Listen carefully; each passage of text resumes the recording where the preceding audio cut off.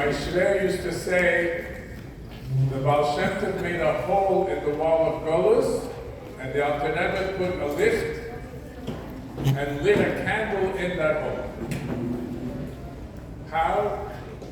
With Hasidus, Chabad, and Tanya, and all the Rebbeim that came after, following in his ways, Netzach Selavay. I think it would be only appropriate to start the evening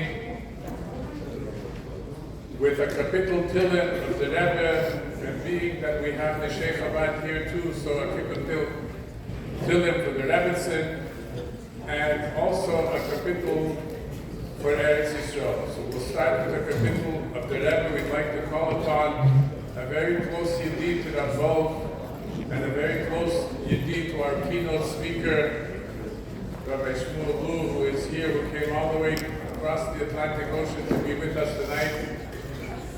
Rabbi Meir Plotkin to please come forward and say for us the Tillim Kapitel. It will be on the screen so you can follow on the screen.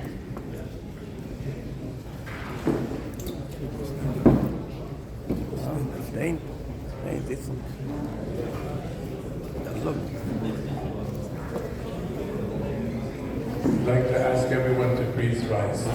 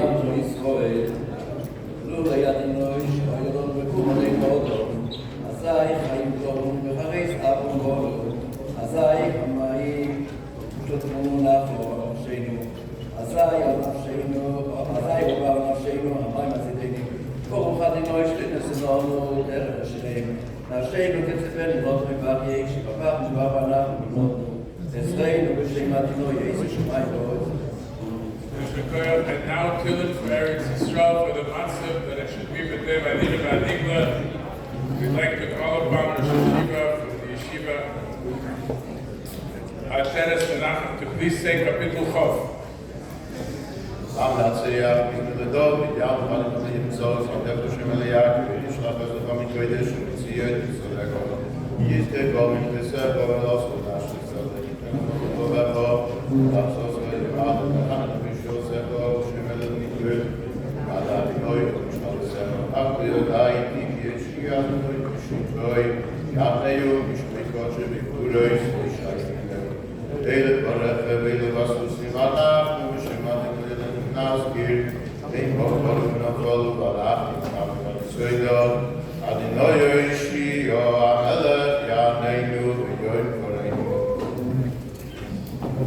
You may be seated.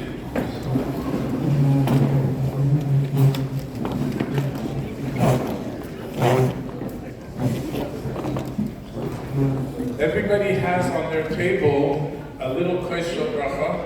I got this Koshel Bracha from a Rav Bell, our Rav, many years ago. At Baruch Hashem, I'm always refilling and making Kiddush. And next to it, you'll see a little container of vodka, a little mashka. I'd like to tell the story behind this little mashka. You could ask him yourself, he's here in Montreal. A shliach of the Rebbe Chabad Kol St. Luke, Rav Levi Raskin, received a bottle of mashka from New York from a shliach in Queens who went to the Rebbetzin's nurse. When the Rebbetzin needed help and needed a nurse, the nurse had her 40th birthday. And they told the Rebbe that the Rebbetzin's nurse has a 40th birthday. So the Rebbe said, give her a bottle of mashka. So she has a bottle of mashka from the Rebbe, and she doesn't have to sell it on Pesach, right? So the shliach asked if he could take a little bit of that mashka. And she doesn't drink vodka, but she thinks it's good luck to keep the bottle from the rabbi. So from time to time, the shliach comes to her and takes mashka and adds mashka. So the bottle is, I think, something like 40 years old. And every time they take that mashka, so I got that mashka from Levi, who got it from the shliach, who got it from the Rebbetzin's nurse. And I mixed in, as you know, little by little. And I put it into the little pill containers, and everybody should take it home and just make sure to finish it before Pesach, because the Rebbe didn't want that we should sell his mashka. Without further delay, I'd like to call upon our Rav, Rav Bell, Rav from Kehilas Lubavitch, and Chabad Dayan from Bada here, from the resident, to please come forward and say a few words on Hanazan.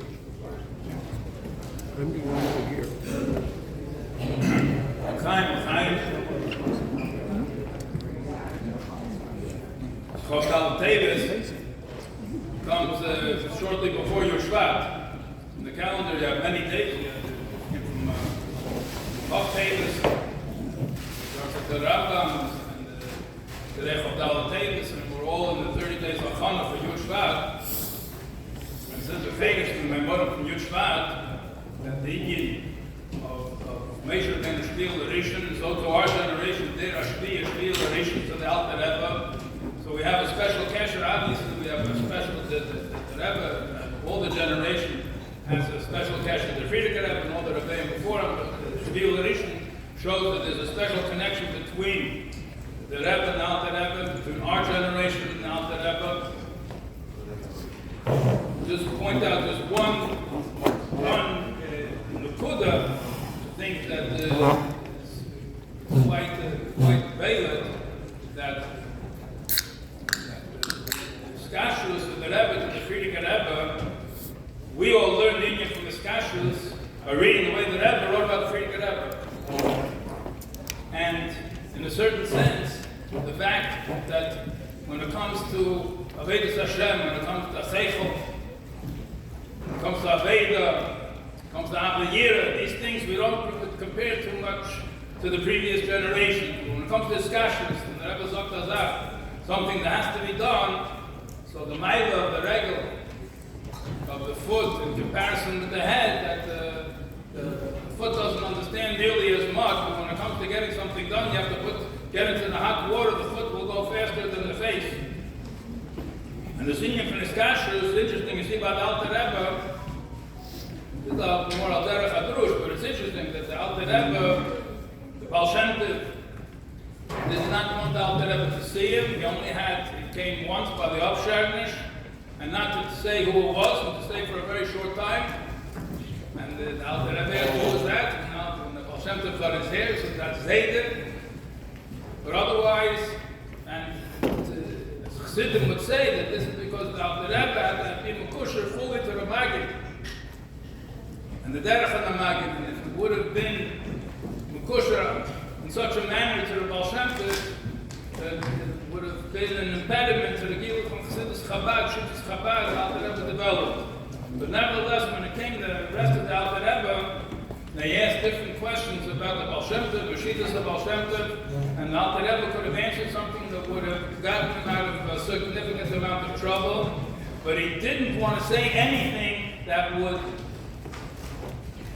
could be possibly construed as a lack of discussion to the Baal Shem Tov. Even the Marasayim, that it should look like he's not a Kushuk to the Baal Shem Tov. So we see the singing from the Skashrus, that Shviel Rishon, you see it Beilet by the Alter Rebbe, you see it Beilet obviously by the Rebbe, the Frierdiker Rebbe. In our generation especially, we have Chabdal Davis, which is the Yedut of the Rishon, and helps us in our preparation, adding on the Skashrus, preparation for the Yom HaGadol Yud Shvat. So another Nakuda, with the way it falls out in the calendar, so it's interesting when you have the Rambam, Chof Davis, and you have the Alter Rebbe, Chof Dal Davis. When it comes to the Indian, the Niskashus, the Indian, Emerson Indian Niskashus, through the Indian Limud Atera, so we see that the Rebbe obviously demanded, forced the Indian from Limud Rambam, and also see that when it came to the last Kinas HaShluchim, Adato from Toshan Nun Beis, so the Rebbe said that everybody should learn through the whole Torah, including Shir Hashirim, and that will be Mamaya, the Rebbe said, Gemara, Amshocha, B'Peil, Shir Tzidkenu, to bring it down to Golden.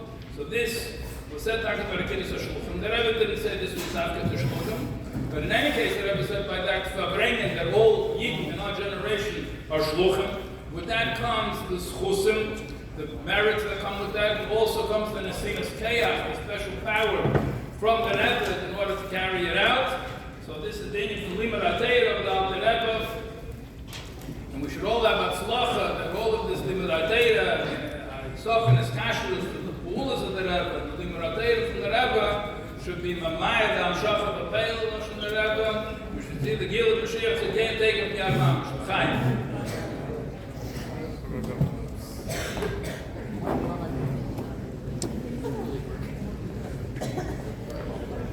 Yashikar Bell, just wanted to mention there's mashke. I'm busy here at the head table. If somebody would like to take a bottle, go around, say L'chaim, B'T Shachon, and the Schusah, the Balagula, the Balagula. So, Yem Broches, as was like Bad Nechayim, Zene Revicha, Bahalamet, V'chol HaMitztarach. Please say L'chaim. So now, when I was in yeshiva, people came over to me and they said, if you're making a program, please have Rabbi Lu speak as soon as possible. So to make the Olam happy, I'd like to call upon Rabbi Lu from his seat. He can stay, there's a microphone there, in a Fabrengen format. Whenever he feels he could stop and we could sing a niggin, he could go on. However, the Olam would like. And just to introduce Rabbi Lu, I'd like to say that when the Rebbe stopped being the Tzaddik Kedushin, he made an exception a year or two after he stopped to being the Tzaddik Kedushin for Rabbi Lu and his Rebbe, which is something very special. Also, in the middle of the Shiva of Rebbe Simchana, when the Rebbe's mother passed away, the Rebbe called Rabbi Lu and asked him to go to Greenland on a special shlichus. He was also zeicher to many yechidus, and he verbringt in many places today in Beis Rivka with the younger girls and the older girls, with the two mesiftas that we have here. And he shared beautiful, beautiful stories and beautiful yechidus. And it doesn't matter if he said it today, during the day he could say it again for the oil that didn't hear it. Such beautiful girls and avodas Hashem. So without further ado, can we give please a warm welcome of applause to our keynote speaker, Arab, Achasid, Shmuel Lu, who came specially across the Atlantic Ocean to sit with us here tonight. Rabbi Lu.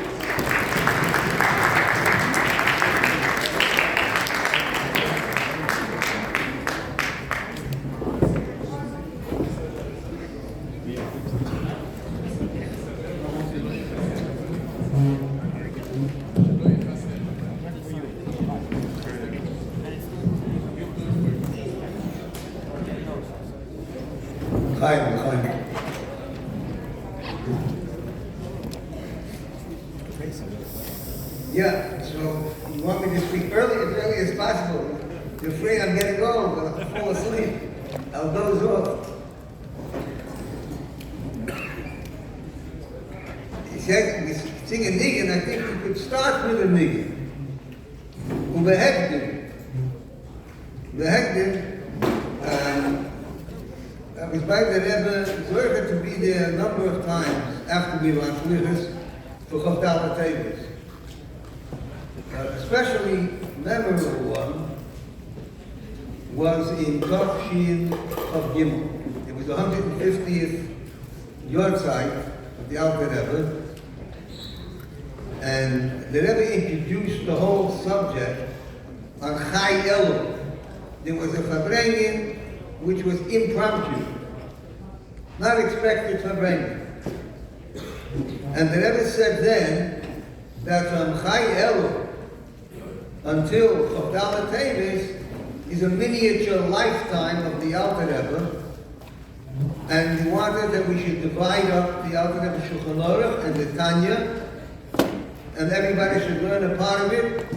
I know that in the yeshiva in 770, I was in a bacha in the Zal upstairs, and we divided up. I remember I was given Perek Mem Chesed Mem Tes, and Kuf Nun He Kuf Nun Vav in the Alter Rebbe Shulchan Aruch. They divided everything up, and when it came Chavdal Tevis, it was actually Motzi Shabbos. Shabbos was Chav Gimel Tevis. And everyone expected a major announcement of a big Farbrengen on Chavdal Tevis itself, not just Shabbos. But on Sunday night, Chavdal Tevis, there was a major fundraising dinner for the Yeshivas Tomchetz Mimim, run by the Rashad in Manhattan. So it meant that it's going to happen on Shabbos. On Shabbos, the Rebbe spoke about the two aspects of Shabbos Mevorach and Shabbat. Number one, that it's Erev Chavdal Tevis, and number two, that it's Shabbos Mevorachim of Shvat, which contains the yahrzeit of the Frierdiker Rebbe on Yud Shvat. Nobody expected, and there's no announcement about any Farbrengen. The Rebbe spoke about this. But Motzi Shabbos, maybe give more details later on in the Farbrengen, but just wanted to say one nekuda. On Motzi Shabbos, after Havdalah, they announced that the Rebbe is coming down at 10:25 to Farbrengen tonight. And in other words, this was approximately the time that the Alter Rebbe was nostalgic. It's written by the Tzemach Tzedek that he had a day of Tzulula, that his mind was clear and sharp, and he said Havdalah, and that he passed away at that time. And they sang Nigid, and they sang the Alter Rebbe's Nigid right at the beginning of the Farbrengen. And then the Rebbe said a Maimah, and the Rebbe mentioned, which was said before, that when you sing a Nigid of the Baal HaYilula, it's like handing over a pidyon, a palm, asking for a bracha. In other words, when you sing a Nigid of that person, you are able to connect to them. And you connect to that tzaddik, and you're able to obtain something in your own avodas Hashem as a result of that connection.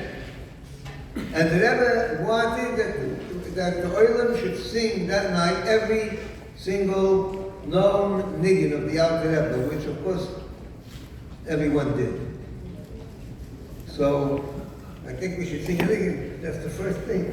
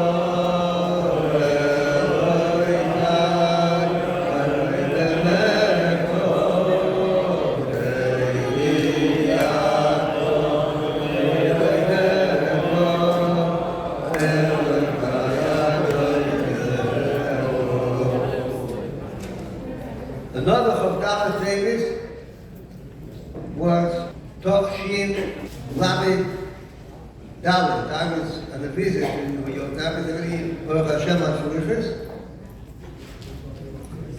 And Friday was Chavdalah Davis, like this year. And on Shabbos, I just say as Ram Malchus, just one word from the Rebbe, which is in Likkutei Sichos elsewhere as well, that it's Pashas Va'era. The Alter Rebbe was nostalgic on Motzi Shabbos Shmois, which means it was the beginning of Pashas Va'era, even though it says Shmois in the Rishon. And where do we find in Va'era a remez, an allusion to the Alter Rebbe? The Rebbe said the very name of the segment, the word Va'era, is already telling you about the Alter Rebbe. Because the word Va'era has 4 letters. Vav, Aleph, Reish, Aleph. Vav, Aleph, Reish is an anagram. That's the same letters as the word Or. The Alter Rebbe was called Shnei Or.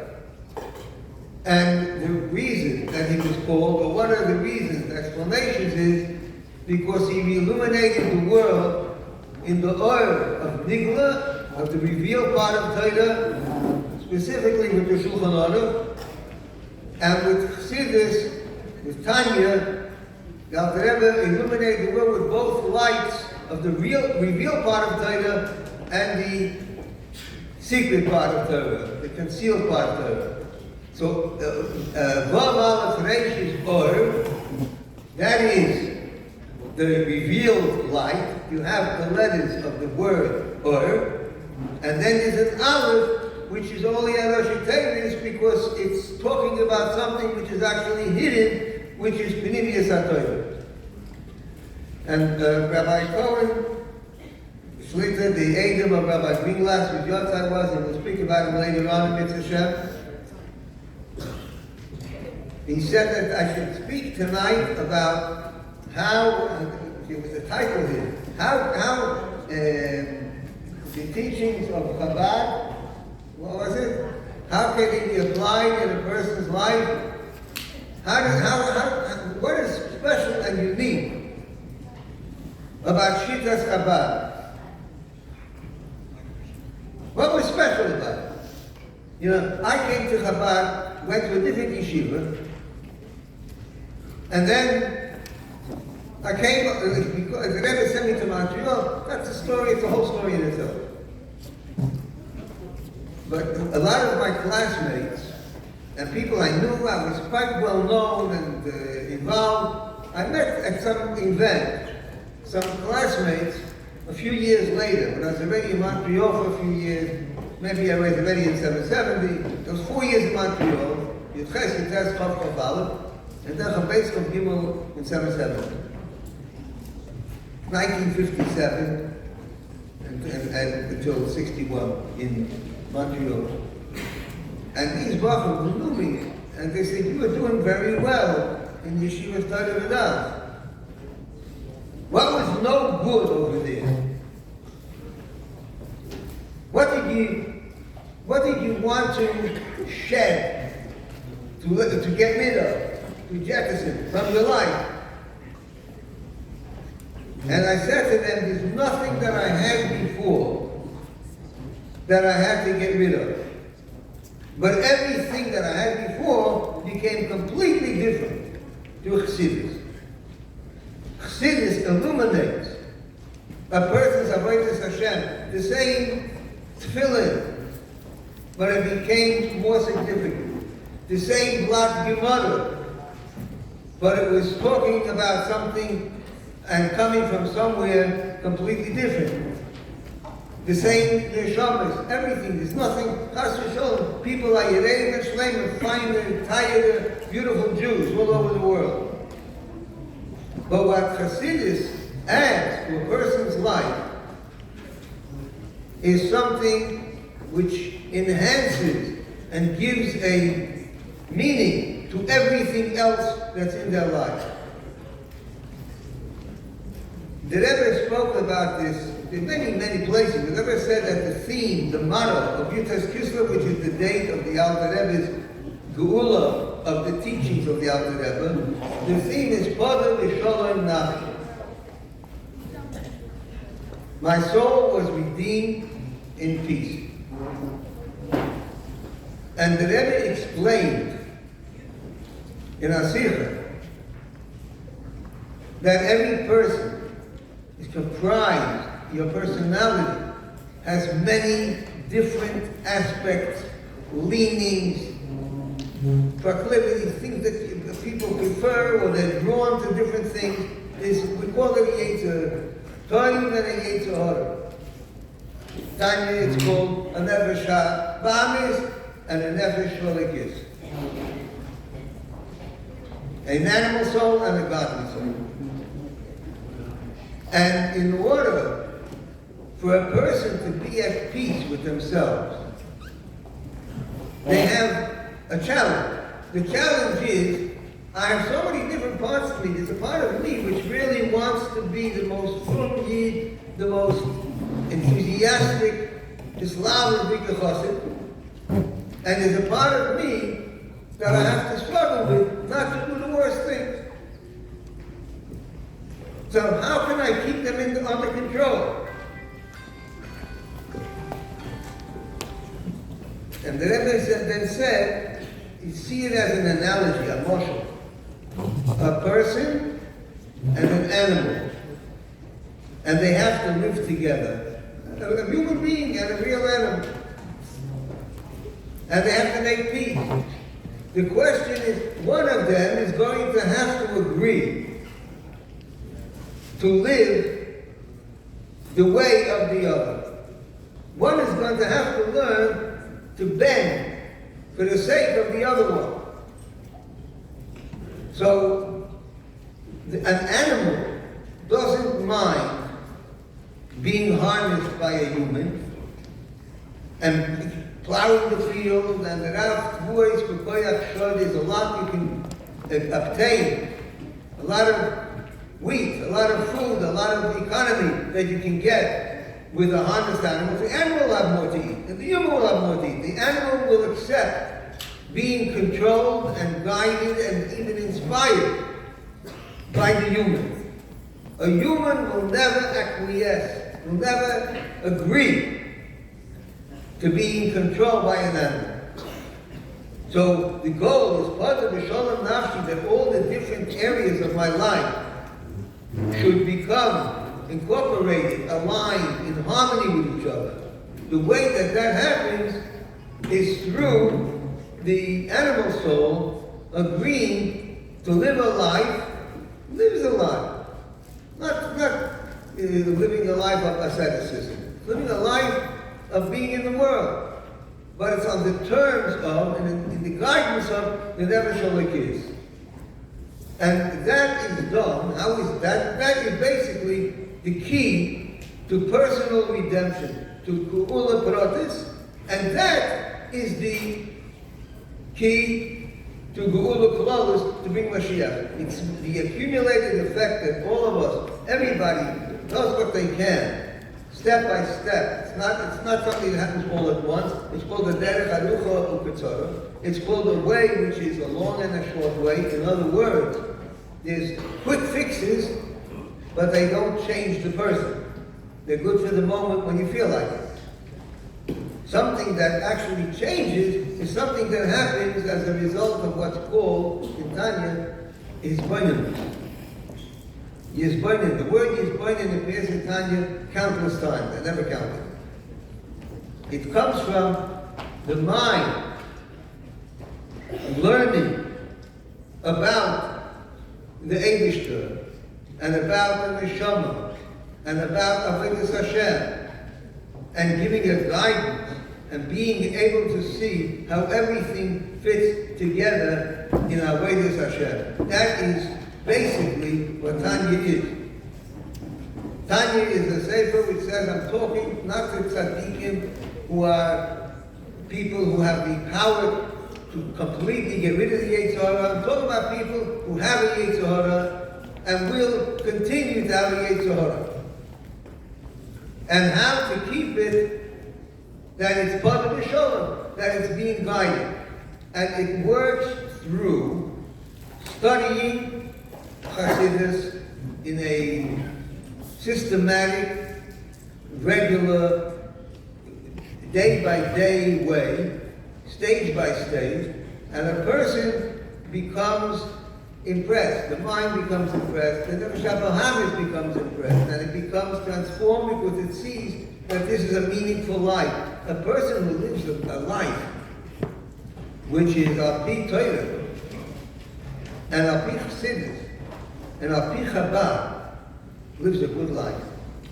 This doesn't mean that they don't have the same challenges and problems that everyone else has. They don't disappear. Life on this world is a life where you have to constantly solve different issues. But you have the key to solve them, how to balance everything in life together. I'll tell you a story. I heard this story from Rabbi Sholem Lipsker of the Shul, Bell Harbor in Florida. It's a whole nice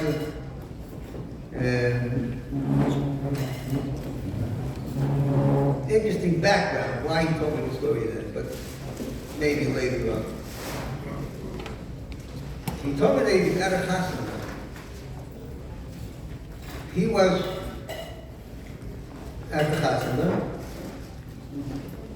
and it was a young man, an upcoming businessman, successful businessman in Florida. 1970s probably, 1980s. And this person was getting married. And he had a friend who was his best man, so-called, and he wanted him to be an aide, Kiddushin. And an aide on the Ksuba, he wanted him to be an aide Kiddushin for sure.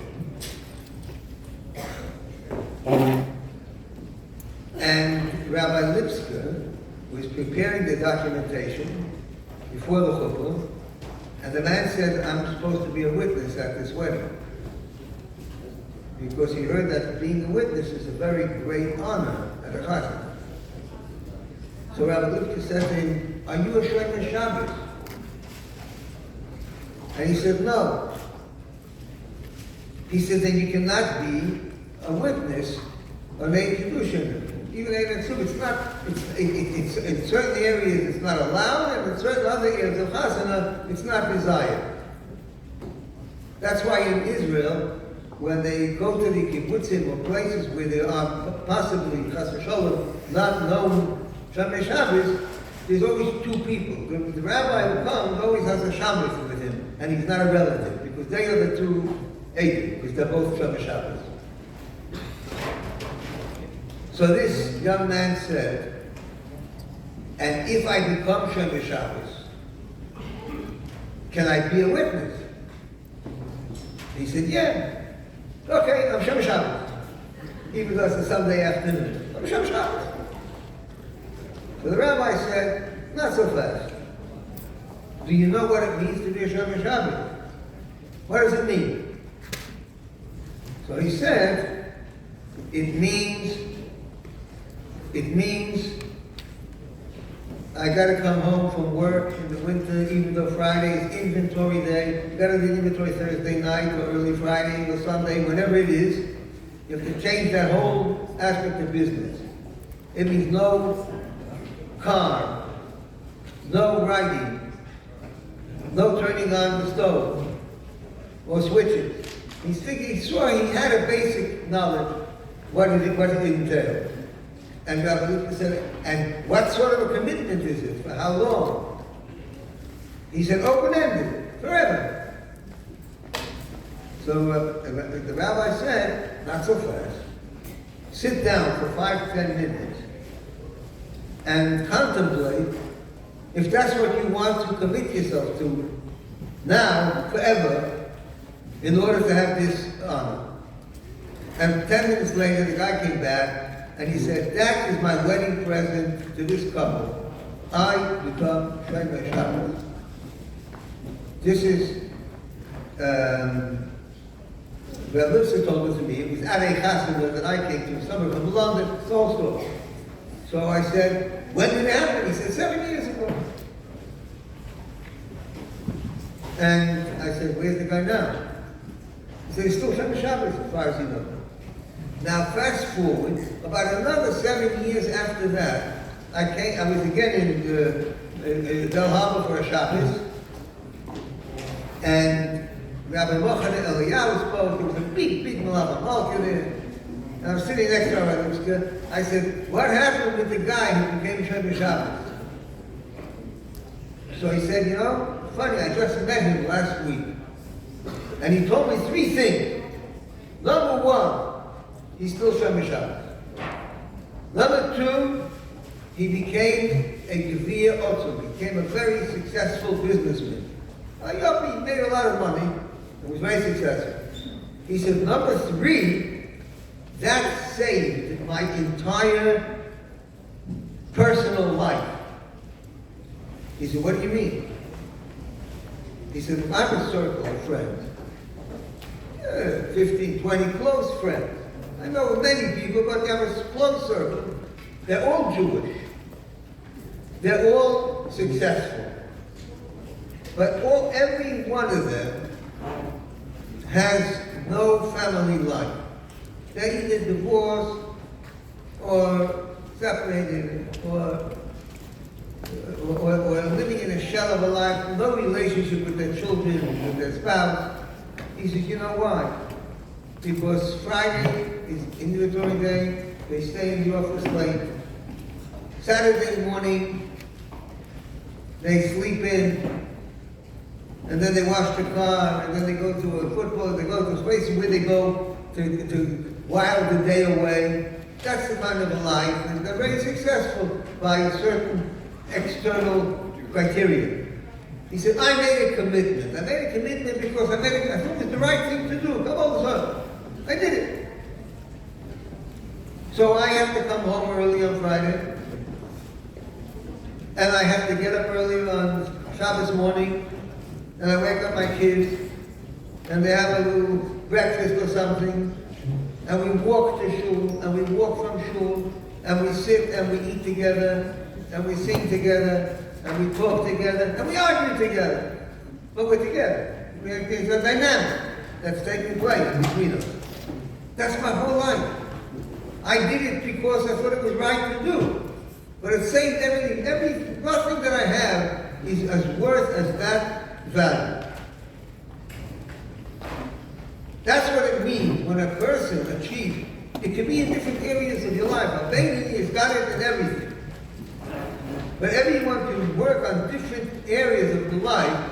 Do it the way the Torah says and learn to enjoy that. The animal will always agree to be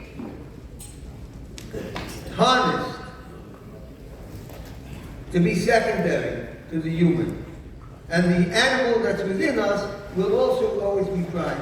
And it always reminds me that the Alter Rebbe writes in Igeres HaKodesh, Siman Dalet. The Alter Rebbe writes Barichas beautiful explanation of what the different layers of consciousness that a person has. What it means to care about something, what it means to care more, and what it means to mamish care about something with your whole nefesh, with your whole being, like earning a living, because you need it to survive with your family. And then you take that, the money that you earn, and you take a portion of it, and you give it to tzedakah. It's a distillation of Mesiras Nefesh, especially Tzidkas Eretz Yisrael. He explains it there in a very, very beautiful way about what it means, what life is about. And then the Alter Rebbe says at the end, about 4 or 5 lines at the end, when the Alter Rebbe says, B'frat Tzidkas Eretz Yisrael, especially when you talk about the tzedakah Eretz Yisrael, and he says, "Vehi sha'am dolom, latzon nafshenu." It's this zuchus of the tzedakah that I gave or generated for Eretz Israel is the zuchus that saved me from the schemes of the people that wanted to trip me and to get rid of me. In other words, that Alter Rebbe is saying the faith, Alter Rebbe can say this. Alter Rebbe said that the merit that I had, that what did it really, was the fact that I raised tzedakah for Eretz Yisrael. Now, if you know the history, and today we have the documents, have been photographed them in the Sefer Kerem Chabad, you can find the documents of the accusation when the Alter Rebbe was accused of treason in the Tsarist Russia. They were at war with Turkey, and Israel was then under the control of Turkey. The Alter Rebbe was sending money there, and we have the list of all the tzedakah, and the people who had bad intentions against the Alter Rebbe, they said, this is a person who's sending money to the land of Israel, and because of that, he is accused of treason. So and the Alter Rebbe says, not just that despite the fact that I gave tzedakah for Eretz Yisrael, he said that was the zuchus that saved me. And if you think into it, and everybody in your own personal life, every one of our personal life, think of a step that you took to do the right thing, which was not the comfortable thing. It was right by the never shall the kids, even though it had to work hard to harness the never shall harness. It's a price you pay. Sometimes it's money, sometimes it's habits, sometimes it's relationships, it's your social group. Person doesn't have children, get there. There's a whole life here that people have given up in today's world. Whatever it is, and each individual hachalotah that a person makes costs you something. Nothing comes for free. Says the Alter Rebbe, V'hi sha'om dolom. Not just that doing that is going to help you despite all the pain and all the effort and all the hard work that you had to put into it. Because of it, that in itself is going to become, this man said, my Shemitah Shabbos, not just as a school, the Shemitah Shabbos, what it created in my family dynamic, nothing else could have created. And people who have a lot of money, maybe more than I have, but they don't have it. My most precious asset is that. That's what you're saying. The Alter Rebbe said that's what's saying. So when you say, what does it mean, Todas Chabad, the Alter Rebbe taught us, you take to it, in an oifen mesuda. Today there is, I'll tell you a yechidus I had. I had a yechidus with the Rebbe. We went to England, the end of Tafshin Chavhei. My wife stayed in Manchester for a few months, about 3 months till Kislev, because she was having a baby there. And I came to London, B'Chodesh Elul, Tafshin Chavhei was when I began in London. See all the different things that I did. And I used to come home for Shabbos, except, I didn't come home Yom Kippur, things like that, but most of the Shabbos and Yom Tovim, I came just overnight, like from Friday and Shabbos, once a Shabbos I would leave, go back to London. And at that time, a shaliach was allowed to come in to see the Rebbe from overseas once in 2 years. And the Rebbe clarified that it didn't have to be 2 kailech dikiyot, it didn't have to be 2 literal years.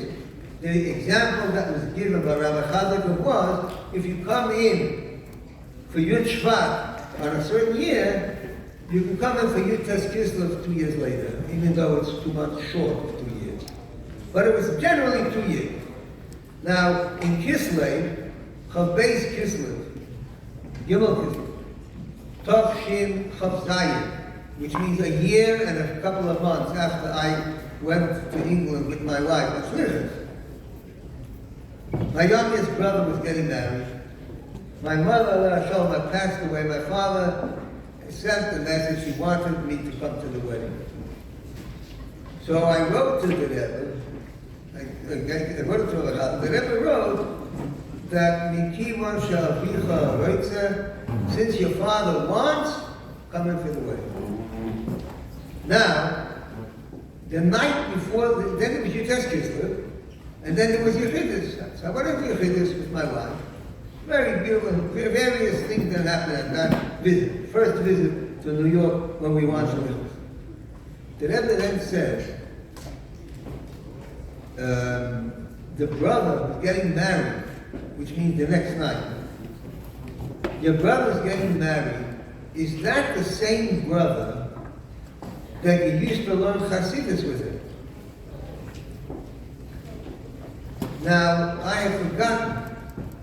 It took me a few seconds to chapsik, to realize that they were talking about something that happened in Tov Shin Chav Beis, the end of Chav. I asked the Rebbe, not even in a tzedakah, I asked orally through Rabbi Hanukkah if I could stay in 7. I was 4 years in Montreal. I loved Montreal. It was so important in my life. But I really wanted to go and be in 7. And I was looking for ways. So I told Rabbi Hanukkah, could you please, I want to make sure I get an answer. Could you ask the Rebbe, if I stay here, I'll learn with my brother. And the Rebbe said, you learn with your brother, stay. And I stayed. I forgot that whole thing. My brother was supposed to come every Thursday night that year in Chav Beis. It happened over the year, maybe 10 times that we learned together.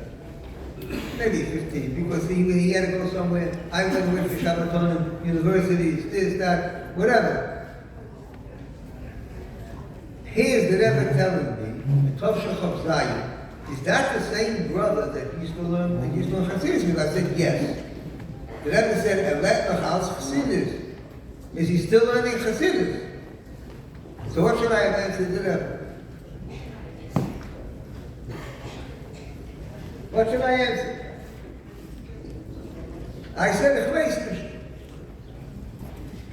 The Rebbe gave a big grin. He said, you don't want to speak Lashon Hara against your brother. And then they told me, at least twice, I don't remember if twice or 3 times over the next few minutes, when he explained what he wanted to say, the Rebbe said these words. He says, on achrayis. It's not your responsibility. Zog him in my name. Tell him in my name. As over is over. What passed is past. The over, the past is past. And then they said that it's available today in Hebrew, if that's easy for him, or Yiddish, or English even. But he has to learn Chassidus. That's what the Rebbe said. And the next morning, by the way, I was staying with my father, I went into my brother's room, and I said, I was in Yechidus last night, and the Rebbe mentioned you, about your chasana, and he said, and I told him the whole Yechidus. And the Rebbe said, I'm giving you a message from the Rebbe. The Rebbe said, Befeidish, it's not from you, it's coming from me. Twice at least. Nicht nur dein Achrayis. And he was very moved.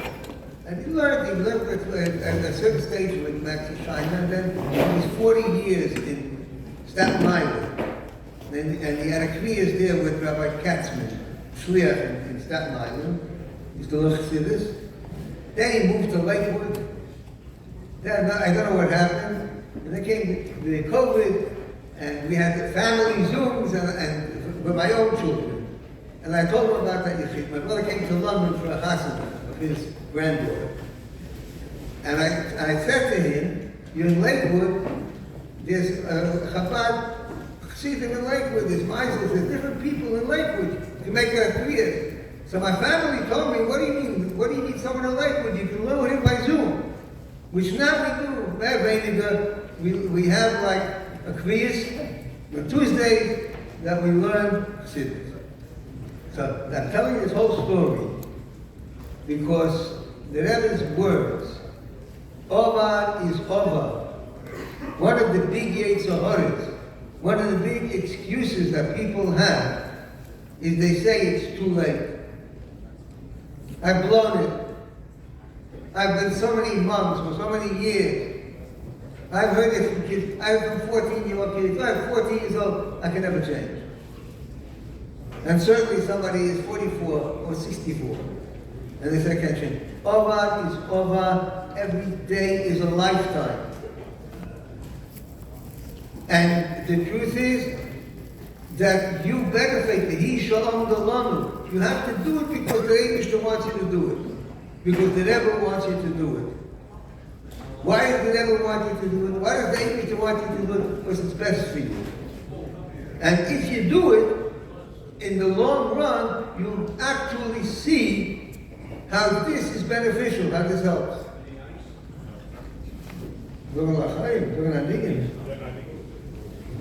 Say Niggin and continue. Maybe say something. Fine.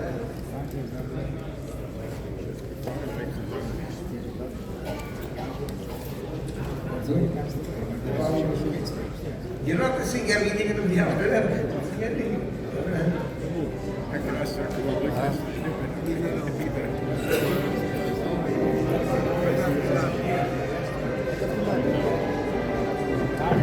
We ask everybody to sing along.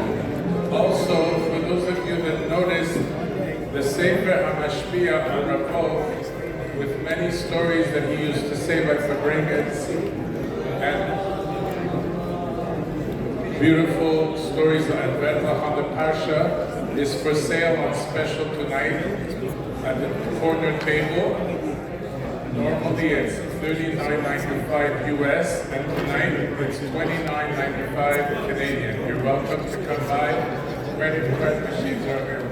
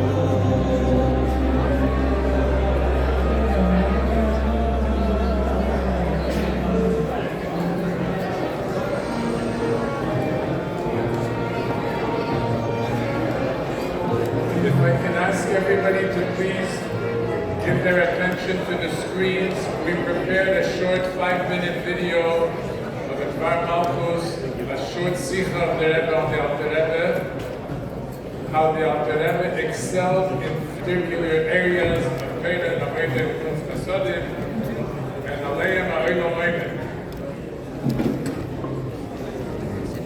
Video 1.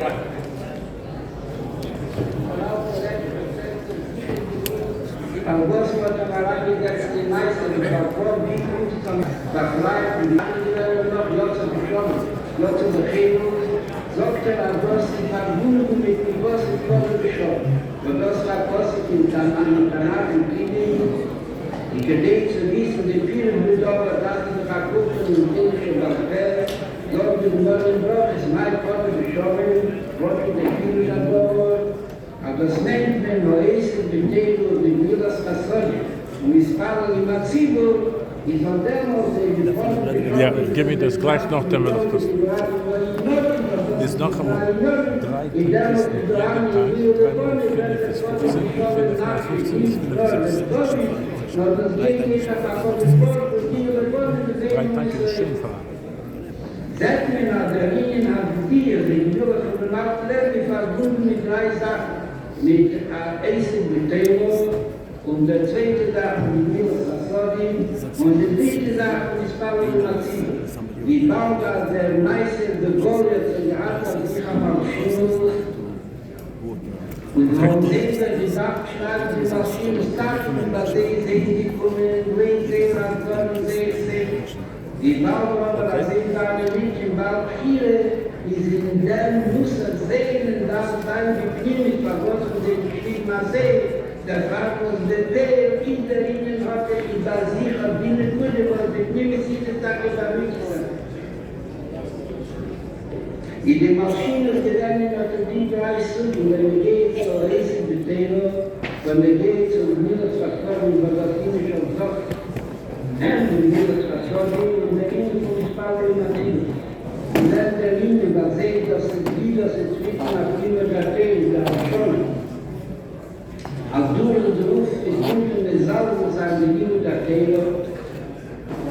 Der zweite Teil, die werden über die Bildungsstraße und die Geld, was der Geschichte der Israel zum Kennen und der Altenfall, was man mit Verkommen an Gottes gesehen und was in der Vorgedacht haben, die Geschichte hat gedreht, die kommen davon aus mit dem Zahn. Und danach haben wir gesagt, ich habe so was mit meinem Betrieber und an meinem Nusservertrieber mit was unter Stieber von Kudo, sie wird es mit der Kita verdorschen, zu den Baruch in die Zeit schon. Nur bedenkt, was unser 7 gesetzt und hat es verteilt noch, von dem Schleppwart, von der Recke, von der Korov, von den Kateien, von die Goyen, die werden sich in seiner Leben, in seiner Reise heben. Die Geburt steht in Spanien, beim Schaßen, in der Kinder und Schuhe bringen geht, ist auch selbstverständlich, aber darf ich reden beim Leben. Wie soll man das ein Gefühl in der Meinung gemacht, dass ein Gott darum sich nicht gelehrt? Und der, was die Geburt steht in Spanien, als zweite Rätsel, wir sollen helfen, was in der Nähe von der Szene und dann verkehrt. Und das war sehr ordentlich von der Szene, von dem Feuer, und noch das gelegt, von den Katzen, die das in der Linie, was in der Welt verkehrt. Dem alten Leben ist der nach ihnen geklappt. Der Klach ist kam, es ist da, in das Maßbild, den Jäger, und der Leben in der Frage. Bei der Szene war der Zahl mit dem kategorischen Leben von der Ecke am Heter nicht in der Laut gerettet und gesorgt, aber dann ist er verdorben, die Bauchwerk hat sich schon nicht mehr gekriegt. Und dann ist er hier zu Bildungsversorgung der Laut gerettet und die Stieße und die Kammer gefangen, zu die hin und gefunden, dass er das ist so. Die Leute auf dort und werden sehen, und kein damit zum Duro, der kann sein, wir haben hier vor dem so verbreitet bei dem Szene sehen wir kommen nachher, aber schicken wir die Theater. Wir kommen hin, aber wissen von der Nähe, darf man helfen, aber wir sehen nicht so, und wir wissen, dass wir verkehrt werden. Und der erzählt, dass wir gehen bis Paul und Marzin. Aber du hast auch Waffen gemacht, da was unter den Hoffen, da unter den Stiefel und wer weiß, zu Boston ist Paul seine Nachwurzeln, und zu werden ist Paul oder mit den Taten in die Welt ungelegt. Aber wenn da Wellenslau ist ein Ziehbar, richtig und Ziehbar, Galicianer, Ziehbar, Belgisch und Ziehbar, werden sie schon nicht sein.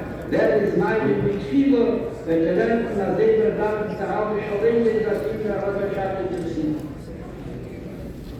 Aufkommen zu sehen. Bordeaux ist Rechen, die gerät früh, der Sinn und die Sorgschaft in der Welt, und die Sorge muss man kachen, und du kann er recht allein in Rechen hat Fieber. Wir kennen es mit Fieber selber, die dort gedauert in den Ruhestand, das ist gute Rechen hat. Das ist Rechen als Dolle, was in die Maschinen gelernt haben, die 3 Jahren, die Rede, Schäke in der Glani, dass man überhaupt mal alles mit Philosophie. Zitate der alte Lehrer Todikov in Eisi Betelo und Milos Rassol und Sparle Maxim. Noch danach in der Gebärde durch die Mörderische nahe Zeit in den Leben der Schammatsche Kitchenette. Der Grund Masbimel der Erdischen Massima, das ist die Linie, die der Aufseher Fahrt, Petterburg, noch Petterburg, was auch von mir, was ich Fahrt Petterburg, und wenn die alle Jahre, die gerät früher schon genommen von ihm, und bis dahin kam er auch in sehen, noch da mit Babila, Nelia, Magni, Miseritsch, und dann ist der Ewig, wenn wir jetzt in Mittelsfassoni, ist der Brand der Ihnen als Socker, noch kam das Mann, wie ich nicht sehr viel sagen, und du, wenn wir gehen zu den Narren, als er Tolliger, was er verlegt, und es hat und seine Lieben, der Familie schon verlassen, wir werden sehen, kommen, weil sie ihm dann der Missfallen der Ordnung, der Maschine hat nein. Mit dem Schwer, als am Namen selber am Posten der Locher, dann reden die nur zu Mittels Rassol, das ist nur gelernt, noch hinter er nur die Namen nicht liegt. Weil der ich und die Spannung Naziver, die würde am Leuten zum Auslernen, nicht nach Ihnen, nach Führer, ich nach Ihnen, meine Siebische. Everybody found on their seats a book, which is a matana to the Rebbe, 75th year of leadership. A few Yudalite came together. Chabad has right now 2 tanks, and a 3rd tank is in the middle of being purchased. These Yudalite are working on getting a total of 5 tanks. And look at the math. 5 tanks, 3 Yudalite in each tank. How much is 3 times 3 times 5? Anybody? 3 times 5 is 15. If you go out 5 days a week, 15 times 5 is 75 tankists every week.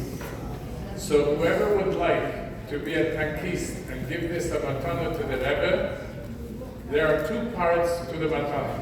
Whoever is biyachelis could be mishtatif with money to buy the tank. Whoever wants can be mishtatif with gufay to go on mifzaim. Please write your name and your mother's name. It will be sent into the Rebbe and put it into this box. And donate 1 hour of your time. It could be on the tank or it could be in your house on the phone. And it could even be at your Shabbos table that you invite someone that doesn't know about Shabbos. Who remembers the time that Lubavitch, our community, had so many guests from different schools, from different release time, the Free Hebrew from juniors, that we'd invite Shabbatons, encounter with Chabad, and Lubavitcher homes would full with home, bring home people that didn't know about Shabbos. We need to have a matana for the Rebbe to do mitzvah. Well, now I think is the appropriate time to sing the Alter Rebbe's Niggun. If we could ask Yosef on the Achana Niggun before it comes together, and right after that the Alter Rebbe's Niggun. As it was said before, that singing the Alter Rebbe's Niggun is a pan to the Alter Rebbe. Whatever you ask during the pan, the Alter Rebbe, Koyel Yeshua's Bekenav Haaretz, will give a bracha to everyone b'chol hamitzvah, and let him give the bracha for Mashiach now.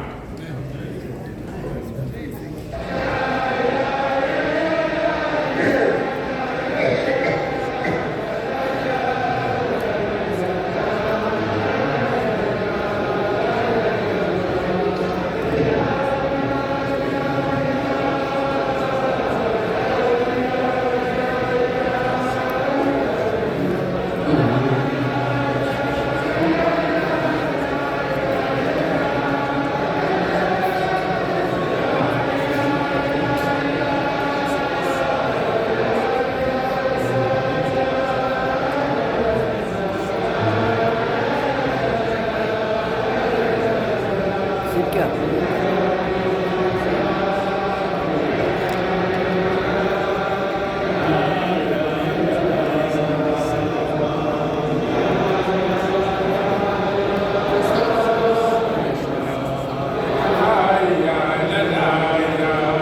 Please sing along.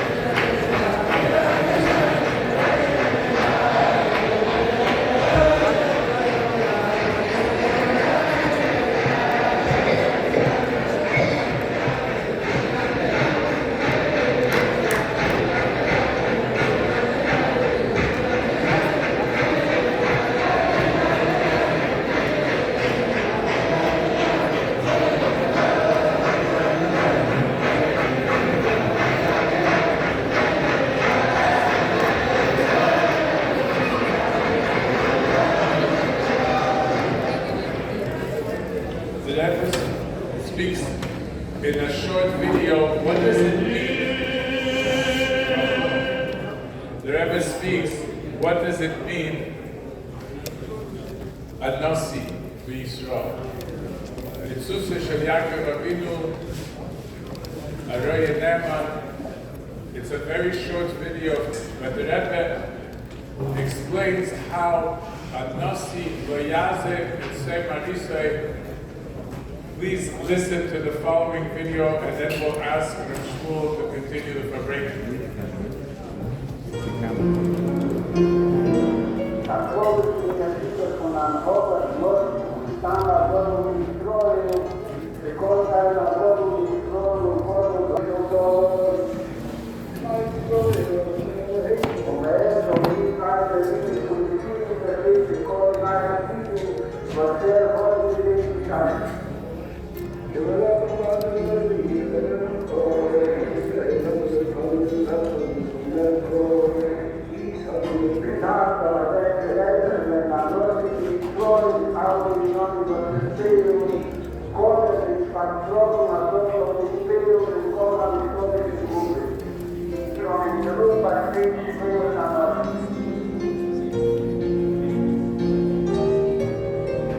dazu versteht die Nähe der Bibel als Reich, was Roma, der Jahre von Israel, die Woche und Lebensgelernt und die Schüler der Bewegung.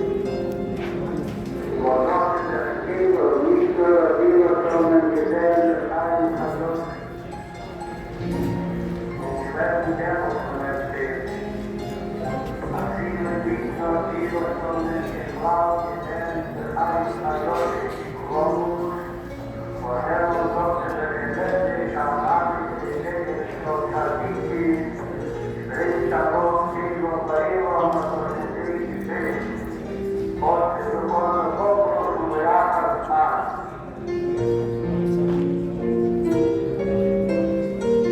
Als viele Tiere schon nicht sehen, zu dem der Heilig wurde sein Gebot geworden. Jahre ist auch gut für ihn.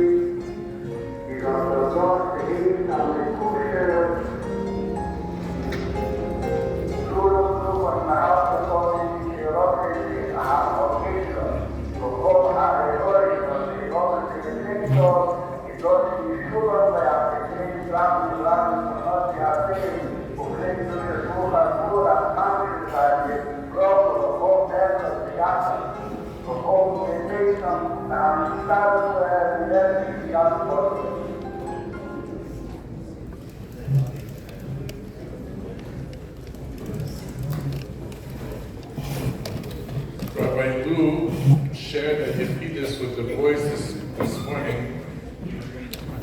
He asked the Rebbe, how could a person be Mekusha to the Rebbe? If I could ask Rabbi Lou to please repeat this Yechidus, it would be beautiful. Since you asked, I'll tell them, then I'll tell a different one, which I think will also it's illustrated, a story which is more contemporary. Yeah, on a personal level, I used to go to the Rebbe. From Montreal, you were able to go 3-4 times a year. Yeshiva went to the Rebbe. Yud Shvat, Pesach, Yud Beis Tammuz, and Chodesh Tishrei. And for a bacher to go and to be allowed to go to Farbrengen, I'm not talking about Yechid. You had to be Fahed in Nigla and in Chassidus, in Montreal.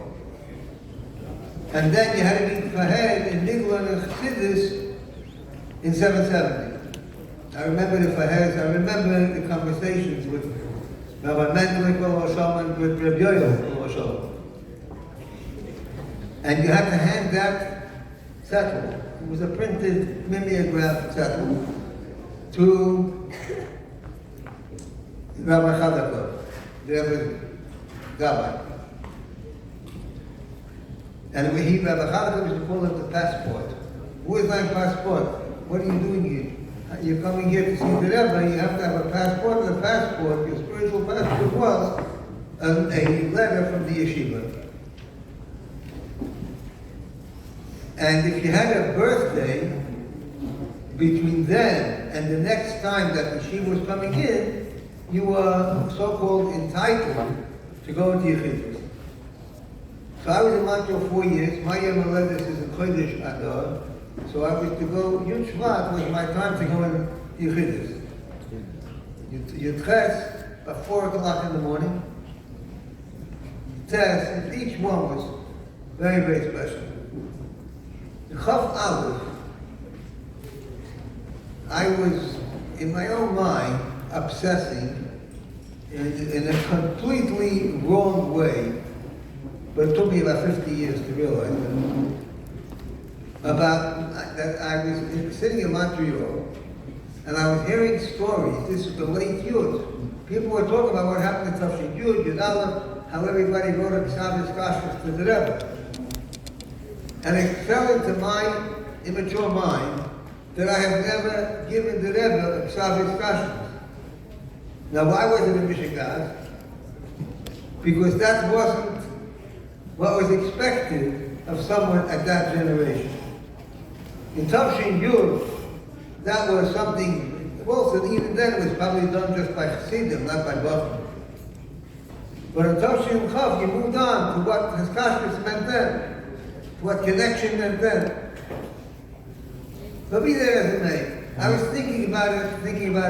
The Matzi Shabbos, Yud Shvat in Chavalach was on a Friday, and the Rebbe went to the oil, like he used to in the early years on Yud Shvat. We packed, have a mincha upstairs in the Zal, packed, and then there was Kabbalah Shabbos, and between Kabbalah Shabbos and Hayed, that means before Chigavna, the Rebbe went to his place, from his davening place, to his Farbrengen place, and said a Maimah Bossi L'Gan. Happened about 4 times over the years, till Chavzayin. And then,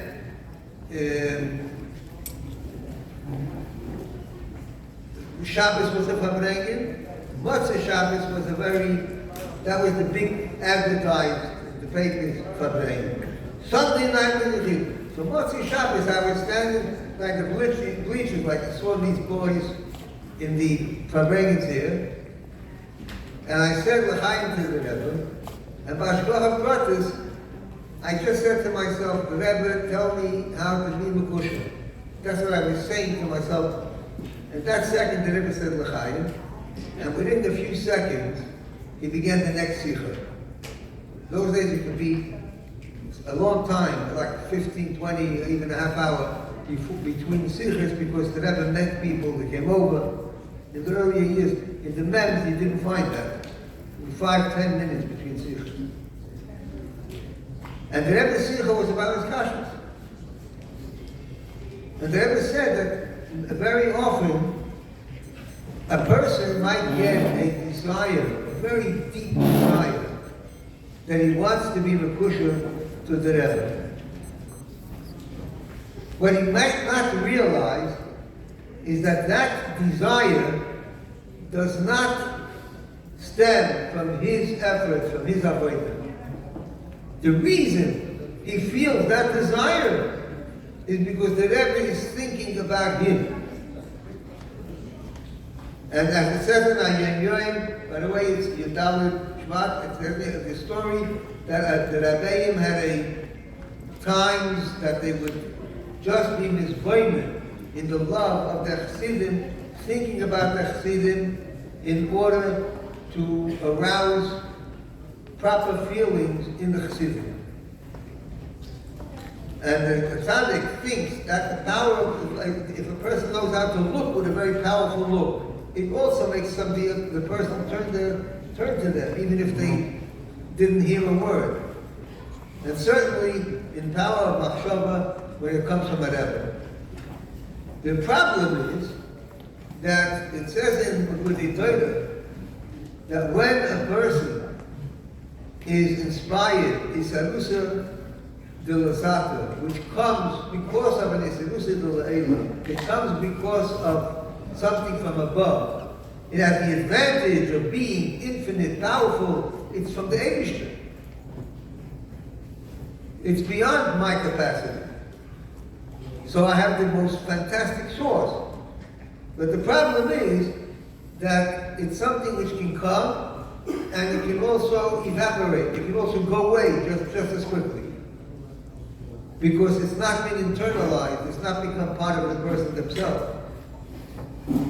When a person gets inspired because they did avodah and they worked hard and they went out of their comfort zone, and as a result of that, they took a step, that's real.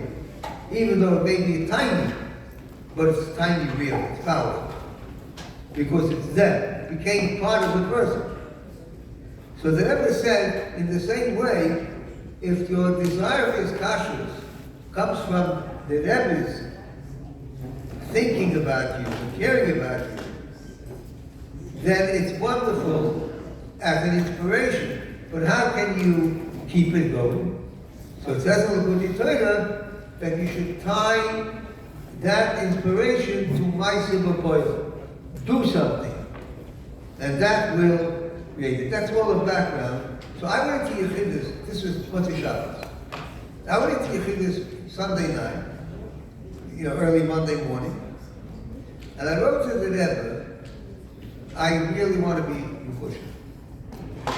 I have my weak moments, my cold moments, my doubting moments, my challenges, but my real deepest desire is to be Mechusha, and therefore I'm asking the Rebbe how to bring this lepoil ka'atzas like the Rebbe's Eitzah at the Fabrengen. And at the Yechidus, the Rebbe would scroll your letter, looked at the letter really, talking Glossus, the Schreiksweg, whatever it was a very formal occasion, the Yechidus, for a bracha, for sure. But the Rebbe, Baruch Hashem, did address this issue, and basically, it's printed somewhere, I'm sure it's.com, but it was a move, never saw it correctly. And the Rebbe said that Ike his kashrus is durch Torah. The main attachment is to Torah, like chitas and things like this. And as it says in Tanya, that through Torah is a yichud which ain't kovoyu nimtza klal b'gashmius, it's the greatest unification with the Eibishter and Tzaddikim is through Torah. And also the Rebbe said, und hiten the Sidrei HaYeshiva, if so weit, so Perlan of Atzveit to keep the times of the yeshiva, the Seder. The Seder in Tamshach Mimim is a very, very holy thing which the Rabbeim cared about. Keeping the time, to keep it to such an extent that it should have a positive impact on somebody else also. Just think, when you see somebody doing something in a very careful way, it inspires the people who see it to also become more careful themselves. And then the Rebbe answered whatever else, and then he gave a bracha, and that was a cue, that was your sign, it's time to go out. But the Rebbe said there was led, there was ich led. If you learn what I learned, then you will have a unification that is not existing in the physical world. So at the end, after we gave the whole bracha, I wanted to ask the Rebbe, what does it mean, what the Rebbe learned? I couldn't it would be like a chutzpah to say to the Rebbe, what do you learn or something? I just said these exact words in this tone. I said, the Rebbe gesagt is the letter was the Rebbe learned. The Rebbe said, learn what I learned. I didn't finish the sentence. And the Rebbe looked, here I had eye contact, and the Rebbe said, ich lerne Nigla und Chassidus. I learned Nigla and Chassidus, and he quoted from a Maimon in Likutei Torah, Pashas Bamidbar, where the Alter Rebbe differentiates between Torah and mitzvahs, that the mitzvahs are compared to the Evei Ha'adam, to the limbs of the body. And every limb is separate from the other. They're all one entity, one body, but they're separate. The Torah, it says, Zoysa Torah Odom. Odom is Aleph Dam. Dam is blood, it's the bloodstream. The right hand and the left hand, the two different hands, and the right and the legs and the hands, they're all in the ears, the eyes, they're all different parts of the body. But the bloodstream, the circulation of the blood, is actually the same blood throughout the whole body. And yet, through Torah, everyone can study, I've had a lot of years to think about this. But basically, the way I believe it is, if you learn, I'm learning, I'm giving a chizik to my learning in order that it should help me in my passions. And I have stories to back this up. That's also, I wasn't going to say. Remember, first of all, said, when you go for a break somewhere, make sure, number one, that you prepare what you're going to say. And number two, make sure when you get there, you say something different. Not what you prepared. It's a very difficult word about life. It's about, you're always preparing, your whole life is preparing. And then when you're prepared, when you reach a situation, unforeseen, you're able to respond in the way that you're proud of, instead of the way you're ashamed of. That's how I learned the chapter. Anyway, so there was this story which didn't even enter my mind at all, this whole visit, 24 hours. I wasn't going to tell it, but I'm going to tell it now, a story. I was reminded by the Rebbe's talk about what a Nasi is. And how a Nasi is there for the whole entire generation. And maybe you can say it means within each person, it means every part of the person. There's parts of the person which really need it and are not connected at all. This story happened in England less than 10 years ago. This ongoing story, that's why I'm not even going to say the name of the city. But I'm going to tell you the details in overflow. The story begins about almost 60 years ago.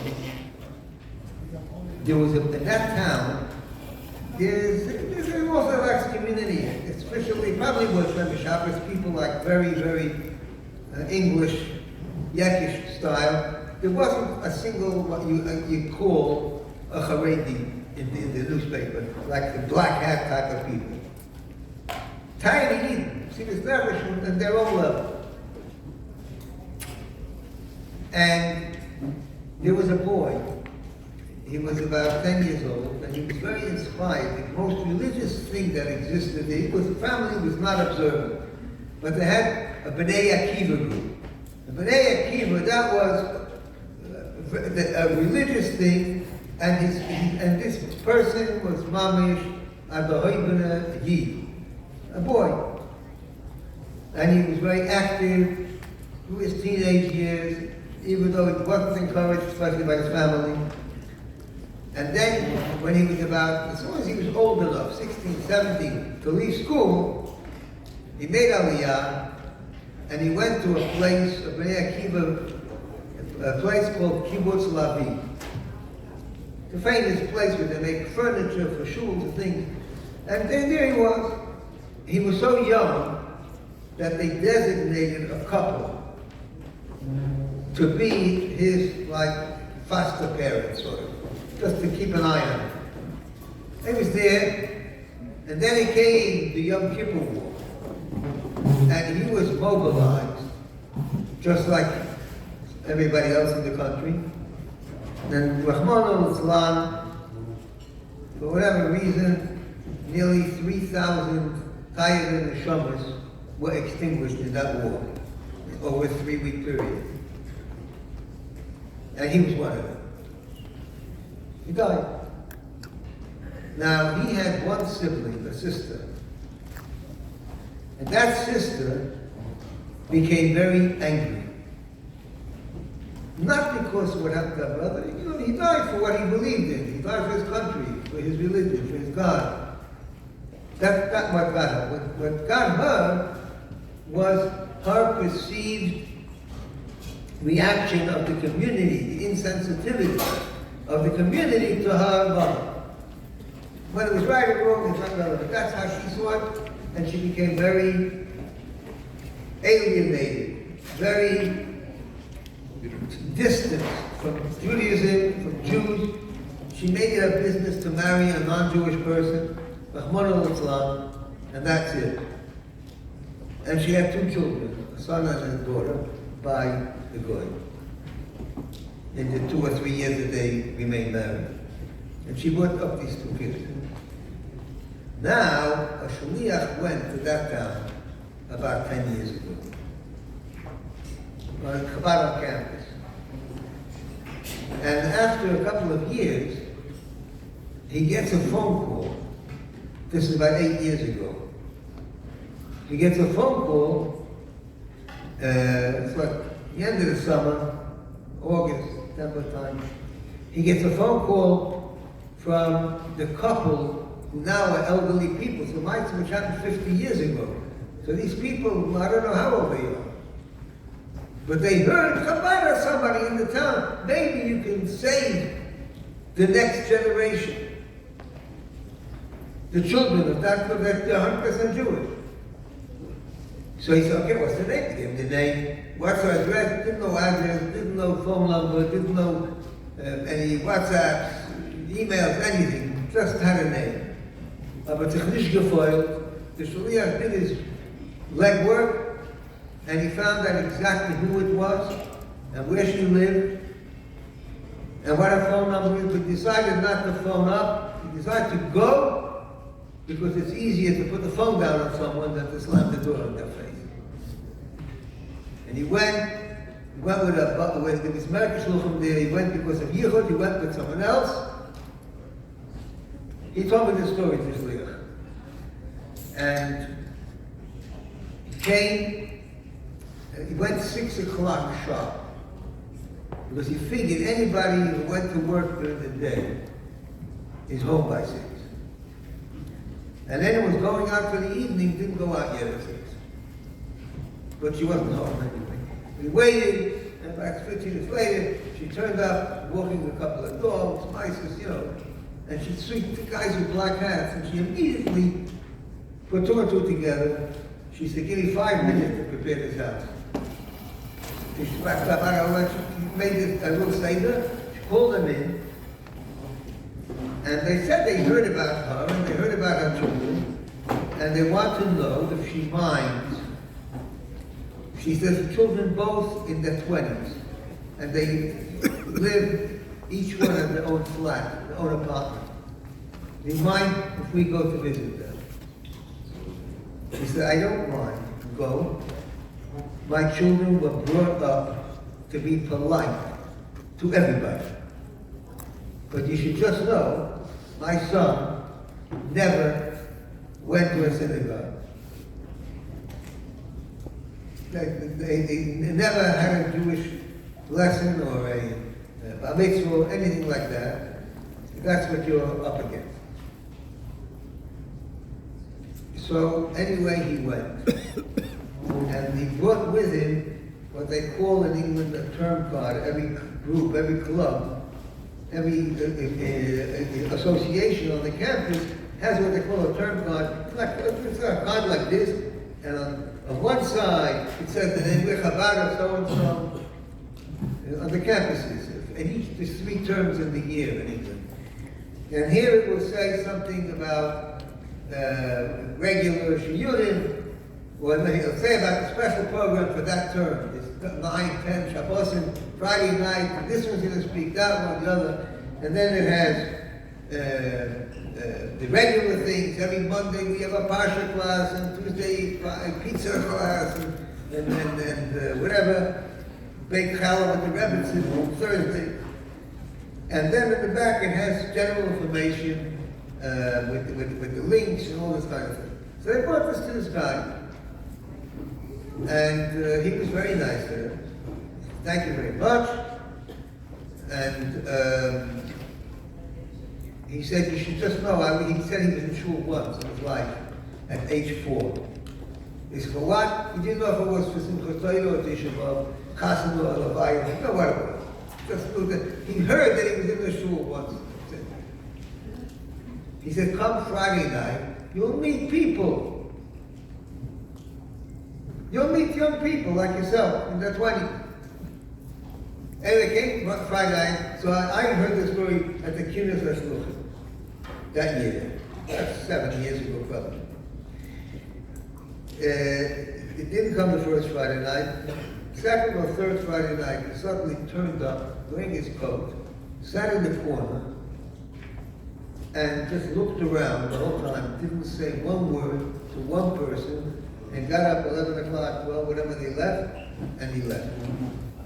Then he turned up that week in the Pasha and Pizza or something. He wanted to learn the different activities they have. And then he started coming every single Friday night.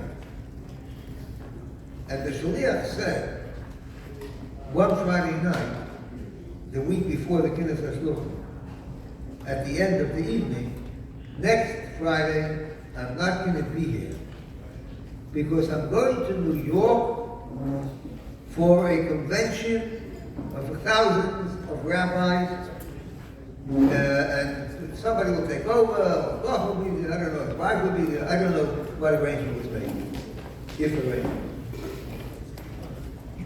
This boy waited till the very, very end. Everyone left. And he went up to the Shliach, and he said, "You go to New York?" And he said, "Yes."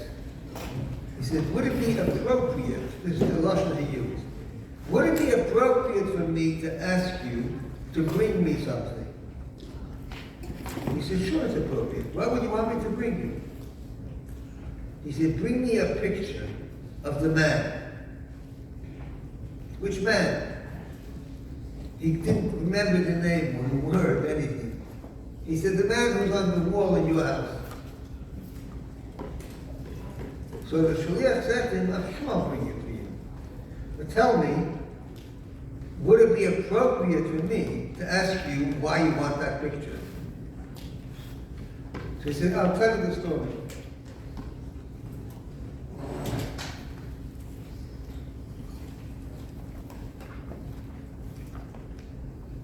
He said that when you came to me and you gave me your little brochure, he says, in today's world, everybody's handing out little handouts. This one's got a phone plan, and this one's got a new course, and this one's got a gym, and this one has stocks, and this one's got a vitamin. Everyone's handing out cards all over the place to people. As far as I was concerned, you're selling me your product. I put on the side, and I had no intention of ever coming to this place. Then, about a week or two later, I was clearing up my flat and throwing out anything extra. And about to throw it out, I said, "You know what? I'm going to check the link. Just for the fun of it. I don't know why." I went on the link, and I saw the man. And he was talking. And there was subtitles. And for the first time in my life, I saw somebody that it didn't sound like he's trying to give me something from him. He's trying to give something to me. He's trying to talk about me, not about him. And I decided to check it out. That's why I came that Friday night. I came to one or two weekday things. And I saw it's consistent. And that's why I'm coming. And when I heard that story from the Shaliach, I mamish, I tell you the truth, I cried. Because anybody who's in Chinuch today, and certainly the Bachman, young girls of today, not the biggest Hasidim of the generation are the Hasidim from after Gimel Tamar. They're not the Hasidim. I told the boy today, you don't have to be a Hasid of Shvat Toshin Yud Aleph, or of Shvat Chof Aleph, or of Shvat Nun Aleph. You have to be a Hasid of Toshin Pei Hey, which has a deeper power in Stashtas to Rebbe. But anyone can finish, and you see your job as trying to give a person a feeling for the Rebbe. You say, how could a person who didn't see them, he saw them, he saw videos, he saw this, he saw that. This person is living in a town, if you're in London, and you're going on the subway every day, at least once a week, you're going to meet a guy, you're going to pay us a beer or something. This is swimming around the city. Thousands, tens of thousands. You find them, sooner or later, somewhere. These guys live in a place, nothing. There's certainly no Chabad. No exposure. And he saw that the Rebbe is there, the Yechida HaKlal is awakening the Yechida within each person. It's Pashut mind-boggling. And then I tell you what happened in Hampshire. About 6 months later, I don't see the Shliach very often. He needed something with their Pesach. I don't remember. I had to send him something for Pesach. Pulled up. I said, wait, what's happening with this guy that he spoke about Shabbos Kislev when we met in Manhattan for training? He says, he's still coming. Then I met him in a kiddush in England, like at Talmud's time in the summer. We have the kiddush Saizori. I said, what's happening with this guy? So he said, he lives in a town which has just a very small minority of Jews anyway, but he lives in an area where there's no Jews at all. It's a working class, like just very, very down-to-earth people. That's where he lives. And you walk into his house, his apartment, and you see one wall, all it has is a beautiful big picture of the Rebbe. I said, does he put on tefillin? So he said he has this guy, a direct connection straight to the Rebbe. Nothing else. When I come, he puts on tefillin with me. Anyway, a few months later, a year later, whatever, and he told me he's actually dating a girl that he met in the Chabad house. The girl was from actually from America. He's doing a course over there. A kitzah meiser is that guy eventually got married. And I had, it's in itself, it's about 4 or 5 years ago, but I had on my phone pictures from that Chazanah, all even with, they had to go to the nearest Besdin. They had to check out all the things that it's Kedas U'Chadim. It was Manchester, it's a very strict Besdin. And there was like Rabbanim, there was one or half the people that were not Jewish. But here's this guy, and since then, he's had a couple of sons, versteht sich Mila, and he puts on tefillin. He's not a man. This person is like a Yid. So you think about what's a Nasi. It's not the paradigm that you want to create. And we're trying to say this is going to happen, and that's going to happen, and this is how it has to happen, and this didn't happen, that did happen, whatever it is. You have to follow the way that the Rebbe laid out for us such a clear pathway. You think the Rebbe gave a derech path, which is the only Sefer Chassidus which is not based on Sedrus or Yom Tovim. It's a structured thing to tell a person how to serve Hashem. It's revolutionary to this day. Everybody did. The people outside Chabad, they cannot believe it. And in this generation, it's the Rebbe. Laid out like straight, everything, exactly what we're supposed to do. We have it. You have it all. It's unbelievable. Somebody said, I personally, on Gimel Talmud Hashem Dalit at the Ohel, and a very, very challenging moment for everybody.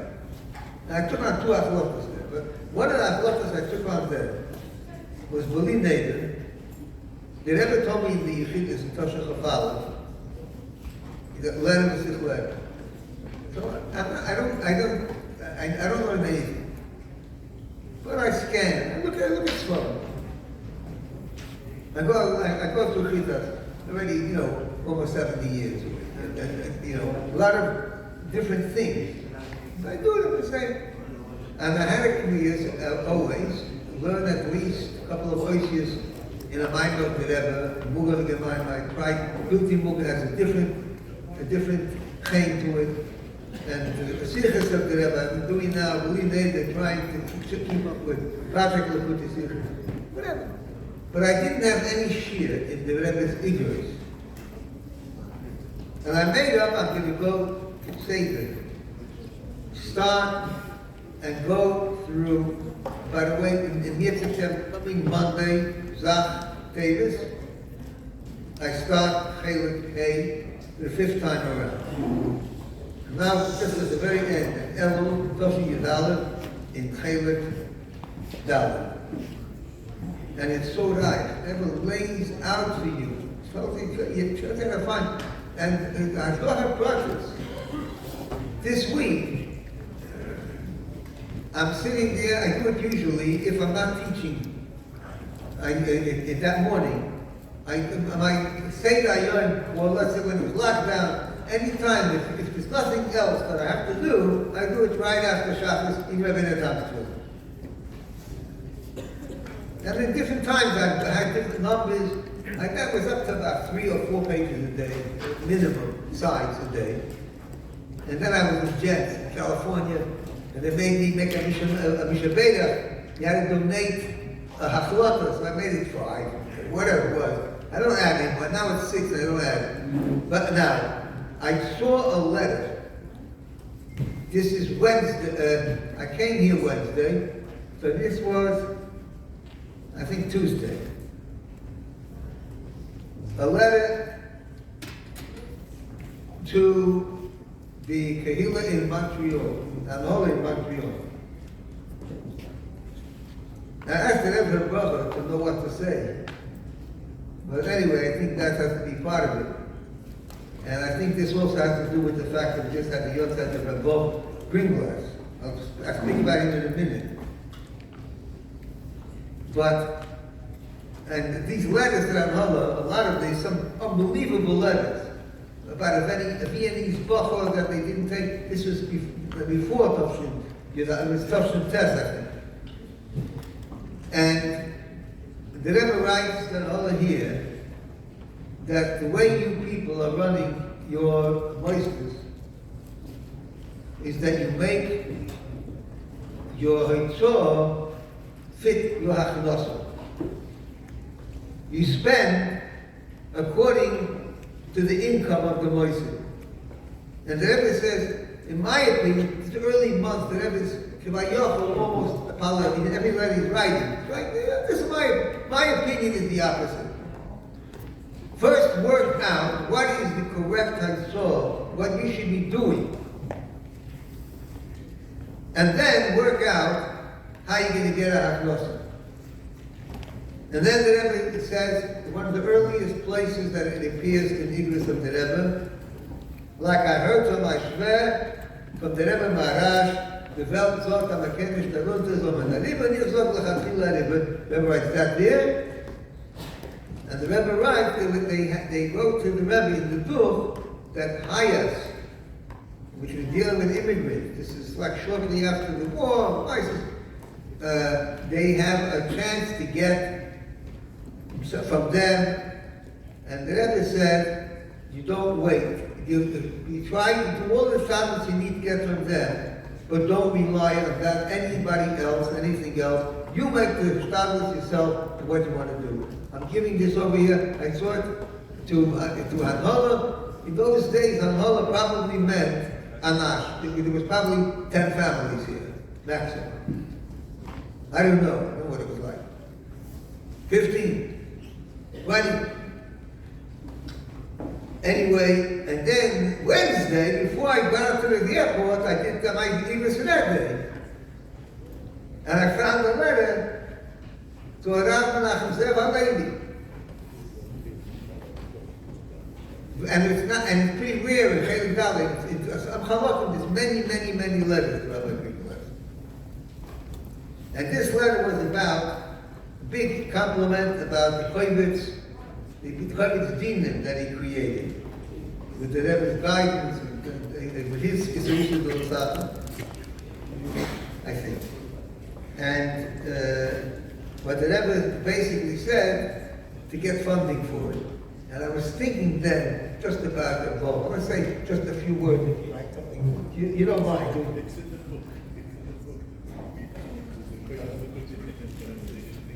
Yeah. It's in the book. It's in the book. Okay, look at the book. Chosh David. And so I tell you a story. I had to speak to someone on the phone this week. Oh, come on. I know his parents, grandparents. And he calls me, not from it. He's actually not living somewhere. And must be Tuesday night, probably this week.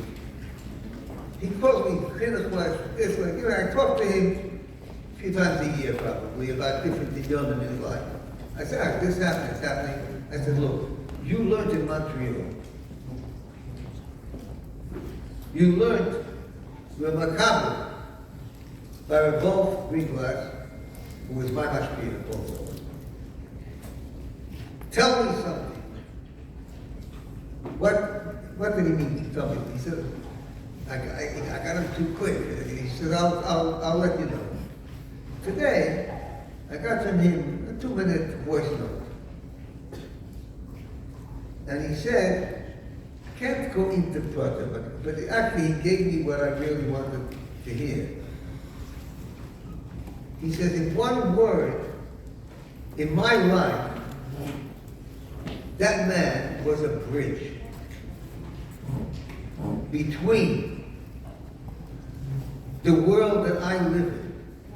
He's a kid, about Juba family, but a very Hasidic Yid, an Egerst Yid, puts a lot of kosher into his family, and they also each took in their own way, keep themselves, they could work it, wherever they're holding the kosher. He said he was a bridge between the world that I know and the world that I only know from the Kuti Diburim and things like that.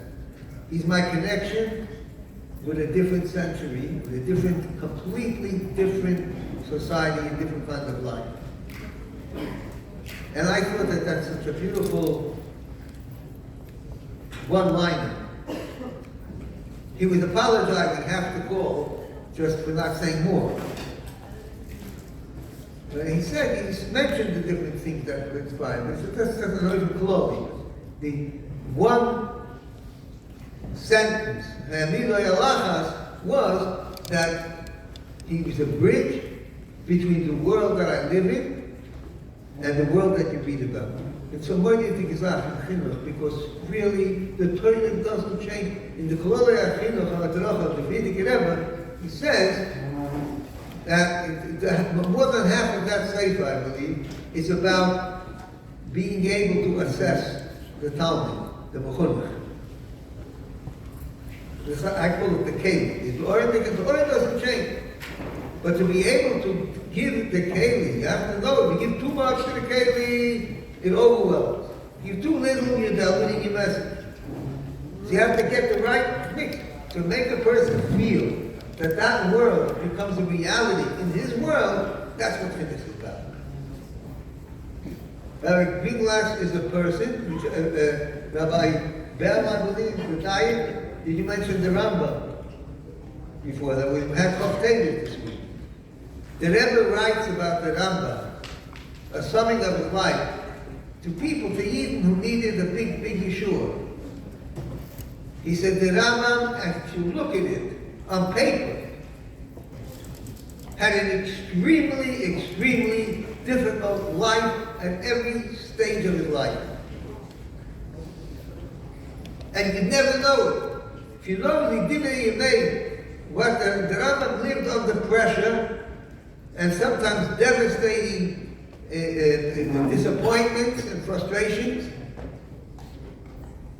And when you read what the Rambam is writing in his letters, all you can feel is Simchas HaChayim. I think it's like a person, the problems don't go away. The Chassidus, what the Alter Rebbe gave, is a way that you can contend with it. It's the key, how to deal with it. The Eibishter wants us to deal not with an automatic life, being a passive being. That's every other creature. An animal's like that. The animal is not good, it's not bad, it's nothing. No bechira. A malach. It's chayes hakodesh. They don't have any.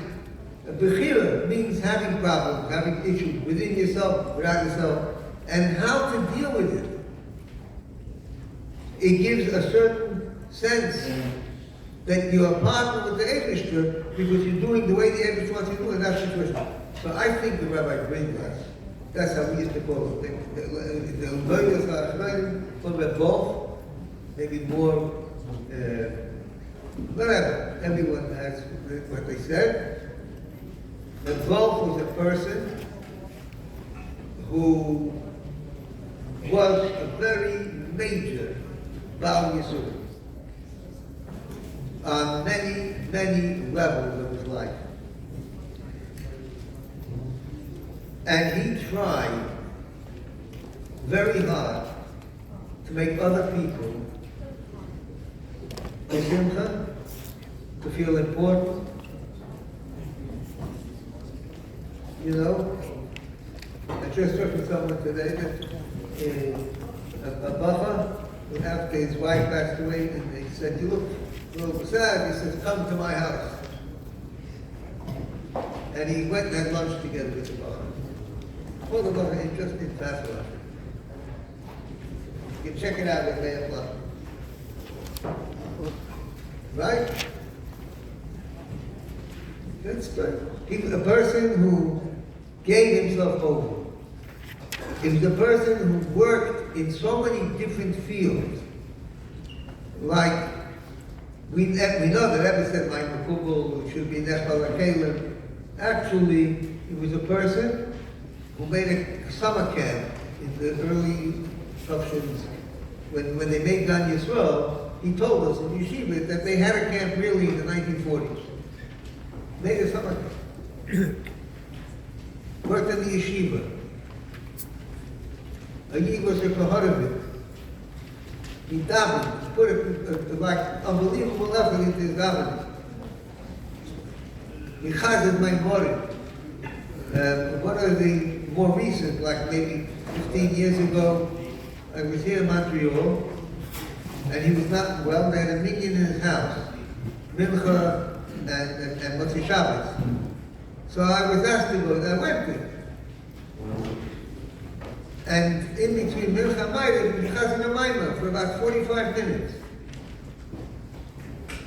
He was staying at home because he couldn't walk a couple of blocks to the shul. But he had the energy, and he was like a young man. He was shooting out a Maimah, 45 minutes of Maimah. He was a person that did for the Rebbe many, many shlichusim. You can see that in the Ignis. He had a correspondence with one of the greatest writers of Kabbalah, Rabbi Margulis. And if you find in the Sefer, it's in the Sefer, a lot of the Ksav Yad of the Rebbe, but the Rebbe told him what to answer and what to write, and about Kabbalah, and about elections in Israel, about all different types of subjects, whatever it was. He had like this contact with many different kinds of people on behalf of the Rebbe. Now, I want to tell you a story about the Viennese Bacha. What?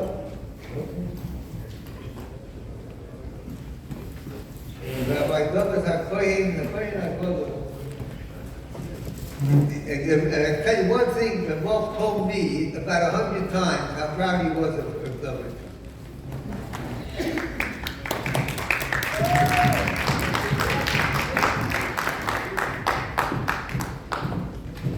We prepared a little video of Rav, but the sound was taken on the small VHS, and the person that took it was across the table, and a lot of Bachram are moving chairs, and you can't hear anything. But if I tell you now what Rav will be saying, the whole video is a minute. But if I tell you now in advance, at least you'll be able to catch it. The Rashbaz was invited to a Malava Malka. And when he came to the Malava Malka, he saw everybody indulging and eating and gebrochen against like stuffed geese. And they saw that the Rashbaz was not so much involved in the eating, like in playing and a little bit, he just took a little bit. So they went over to the Rashbaz and they said to him, Rebbe, you know, by the Chet Etzadas, the only bone that didn't have enough from the Chet Etzadas was the Etzim Luz.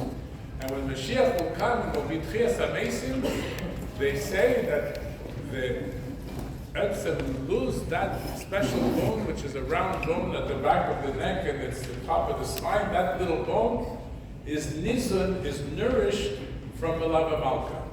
So if that's the case, you know, be mechabed yourself and eat from the Malava Malka. So the Rashbaz answered very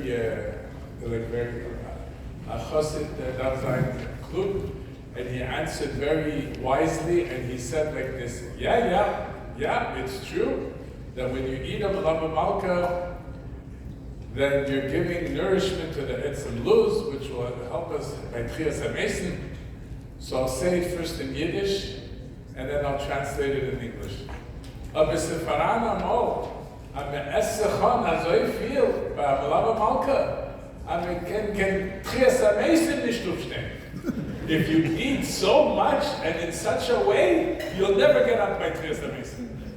So now that you heard it, by the way, when he finished saying it, he like cracked up with a big laughter and all the Bachram were laughing. So I hope you'll catch it. Yosef, Rabbi Green was for bringing the Bachram itself.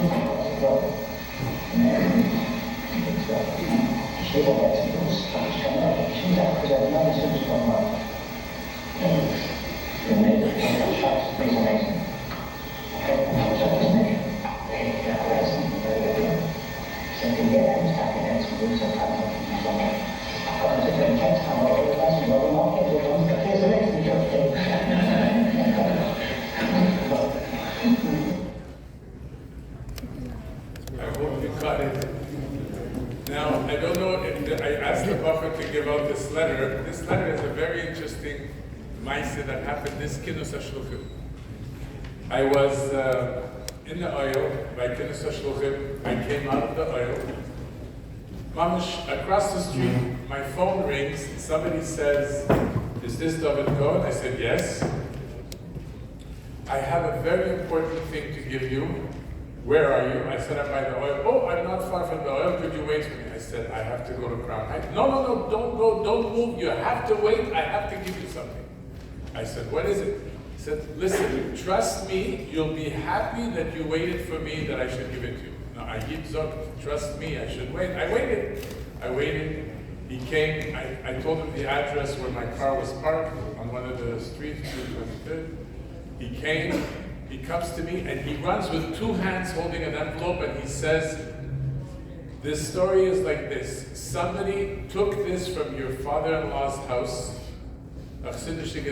many years ago, and it's bothering him, and he wants to give it back to his family, so we're giving it back to you." I don't know, he didn't want to tell me who took it. Maybe he took it, I don't know. But he gave it to me, and I'm coming out of the oil, and it was so precious to me because coming out of the oil, I got a letter from the Frierdiker Rebbe. It was like the timing was so beautiful. And I read the letter, and it's such a powerful letter, such a beautiful message, and Dafka to Montreal, that I asked from Shmuel if he would be so kind to honor us to read us the letter quickly. There's a translation at the back. But for those that will fall asleep in the middle, the punchline is, Was wants to bamir, mon bazir. Why are you demanding of me, demand of yourself? It's basically saying that a person has to work with himself and not let things on the Rebbe to do for him. So, Reb Shmuel, if you would be so kind, you have a copy, right? I should read it. Yeah, why not? Okay. And for those of you that want to understand it and read it over later, you'll have a free translation, no achrayas, in the back in English. Read in Hebrew? Yeah, first read it in Hebrew, and you can comment as you're reading it. The letter is also on the screen for those that don't have a copy. And in English? In English, how do you feel? What? If you translate as you go, there's no. Translate for long. It's actually from Chodesh Teves, of Zion. It means early 1947. Baruch Hashem, on which the Frierdiker Rebbe's letterhead, Baruch Hashem, Gimel Teves, Tavshin Zion, Brooklyn. Yedidi, Horam, Vosik V'chosik, Ish Yerei Elikim, Vo'enu Harav, Menachem Zev Sheikh. This is addressed to Rabbi Menachem Zev, that's above the father. Shalom Uvracha, reading and blessing. V'mayna al Mechtovay, HaMizoynein al Veirolo, namely, Talmidei Atmimin V'Anash, Hashem Aleichem Yichyu, V'Montreal, in response to your letter, where you complain for your lot. Whose lot? The lot of the Talmidim, the Bocher, and the Anash. May Hashem rest upon them, who are in Montreal, and they complain, She'eineni koisei v'aleihem inyonei his oidiris, v'darchei ha'chasidim, avodas ha'tfila, v'darchei ha'chasidis. They complain that I don't write to you about matters to inspire you in the ways of Hasidim, in the way of avodas ha'tfila, davening in the Hasidic way, and the ways of Hasidim. U'mizoynein lo manigora talmidei atmimim b'Montreal, mibli lizkar aleinu gam kein lo'er oisonu k'tas. And they say, why should we be forgotten? Why should we be diminished? The Bochrim in Montreal, without being remembered, without remembering us, to awaken us, to inspire us a little bit. Kosvoy Zeh, the fact that you write this, is Kireini al Sicha Kedosha Shel Hoyt Kavoy Kedushas Amor V'Rav HaKodesh Shel Zefino L'Shmoya V'Chag HaChagim Yutas Kislev Tov Reish Nun Hey. This reminded me of a holy Sicha of my father, the Rebbe Rashab, which we had the privilege to hear on Yutas Kislev in 1894. B'ta'usei ha'chasidim d'yonei Torah v'avodah, the mistakes that Hasidim make in matters of Torah and divine service. V'ruba ha'isa, most of the tzicha was biur ala ma'ura ha'yadua l'chasidim me'echod me'chanichei ha'chasidim. A Chassidish junger man was fleckt sich walgerin zwischen Chassidim, V'yotzel, Lilmoy, U'lespalo, V'izboinenus, V'dakei HaChassidim, Kedakei HaChassidim, Rak, a Chassidish Shamish, brengen a bissl Maschke, backen Kartoffel, aufbeißen, helfen singen a Chassidish Nigen, mit tanzen, in a Hasidic Mirikut. It was a story about one of the people who was educated amongst Hasidim. He was a Hasidic young man who used to hang around amongst Hasidim, hang out with Hasidim, amongst Hasidim, but he was lazy to learn himself, or to daven with his brainus, with contemplation, like the way that Hasidim do. What was he? He was a Hasidic shamish, a helper. He would bring a little bit of mashke for the Fabrengen. He would bake potatoes for Fabaisen, for snacking when you have the Fabrengen. He would help the people when they had to sing the Hasidic nigin, or they had to dance in a Hasidic ritual. כשבו האברך החסידי לליבביץ' ונזכרו ביחידס להויט כבוד קדושס האזמור הרב הקודש סמך צדק ויסעוינן לפונו בנוסח הידוע לאברכם הוא הצלם. התוילם כרצוני סייהם ברזולס הביאו תורנו מזנית נקר. הביאו תורנו מזנית נקר. When this young Chassid came to Lubavitch and he was received in a private audience, a Yechidus, by my grandfather, the Tzemach Tzedek, meaning the great-grandfather of the Frierdiker Rebbe, and he complained to the Tzemach Tzedek in the known way that people, young men who are lazy and who blame their own faults on others, he said that he really wants to do what he's supposed to do, but somehow they're not makar him. He's not giving enough attention. But no, heute with Yedushis Azmor Rav HaKodesh Tzemach Tzedek, the Tzemach Tzedek answered him, Mon bar sich, was du daven, ist euch. Und was du willst nicht lernen, was machst du bei mir? Demand of yourself why you're not davening with holiness, with awakening, with enthusiasm. And demand of yourself why you don't learn, why you don't want to learn. Why are you demanding of me?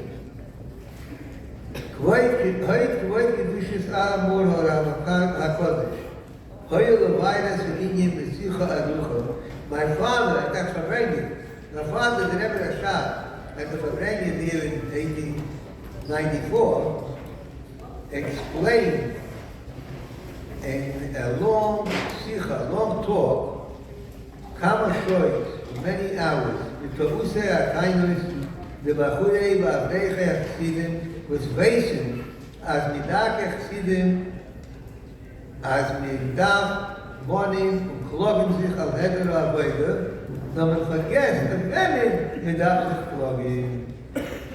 A long sikha which said about the complaints of young Bachrim and young marrieds of the Hasidim, who know that the Hasidic way of life is that one should demand and one should feel bad for the lack of avodah.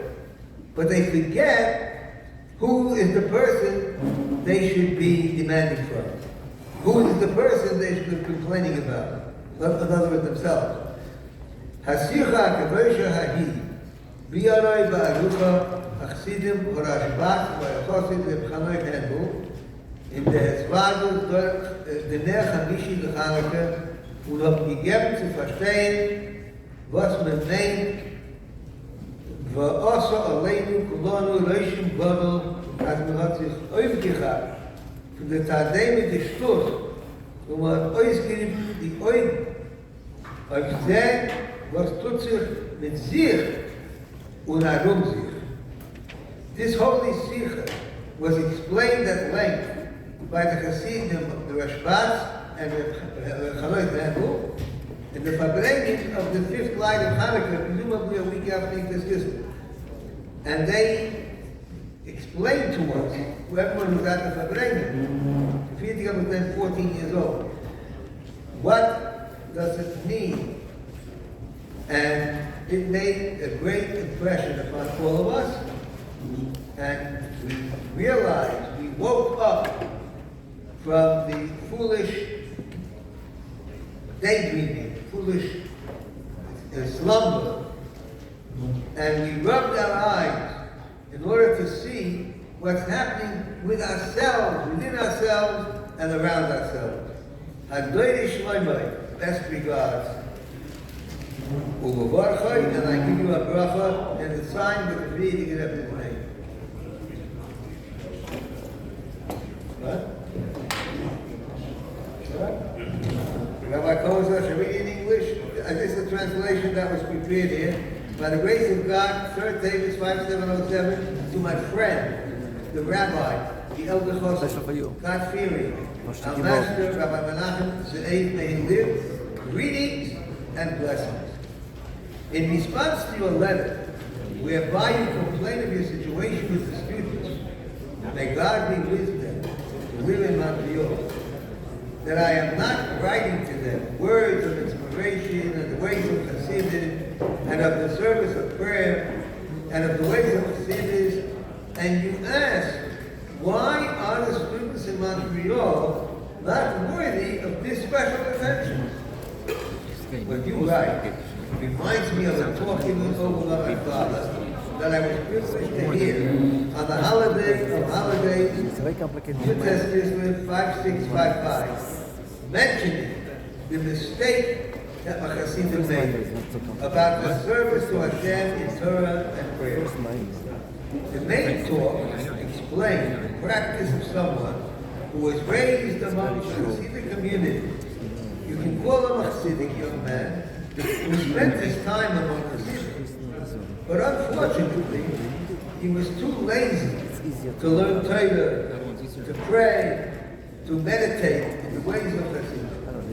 He was a Hasidic caretaker. He would bring butter to the table, bake some potatoes, sing along a Hasidic tune, and dance along to a Hasidic song. When this young man came to the village and went into the private office of the Tzemach Tzedek, he would complain with the famous phrase that the lazy ones are claiming to say, that there are those who like to project their shortcomings upon others. He wants to do the right thing, but we are not encouraging him to do so. The Tzemach Tzedek answered him, demand of yourself. Why you are not praying with inspiration? Demand of yourself. Why you don't want to learn Torah? Why do you demand of me? Demand of yourself. My father, the Rebbe Rashab, explained this issue at length in many hours. The mistake students and young men have, claiming and thinking that this is the way of Hashem, to complain of their shortcomings in the service of Hashem. But the crucial point is that we forget to whom we should be directing this complaint. This discourse was further elaborated by the Rashbat and the Chosson of the Bavarian of the fifth light of Hanukkah, and was further explained until it left a serious impression on us. We then felt like we woke up from a deep sleep of thought. We wiped our eyes to see what is going on with ourselves and around ourselves. One who seeks your well-being, bless you, Chassidish Shalom.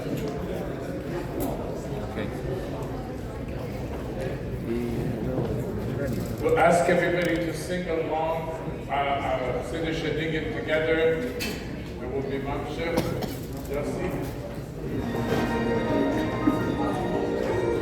Are you ready?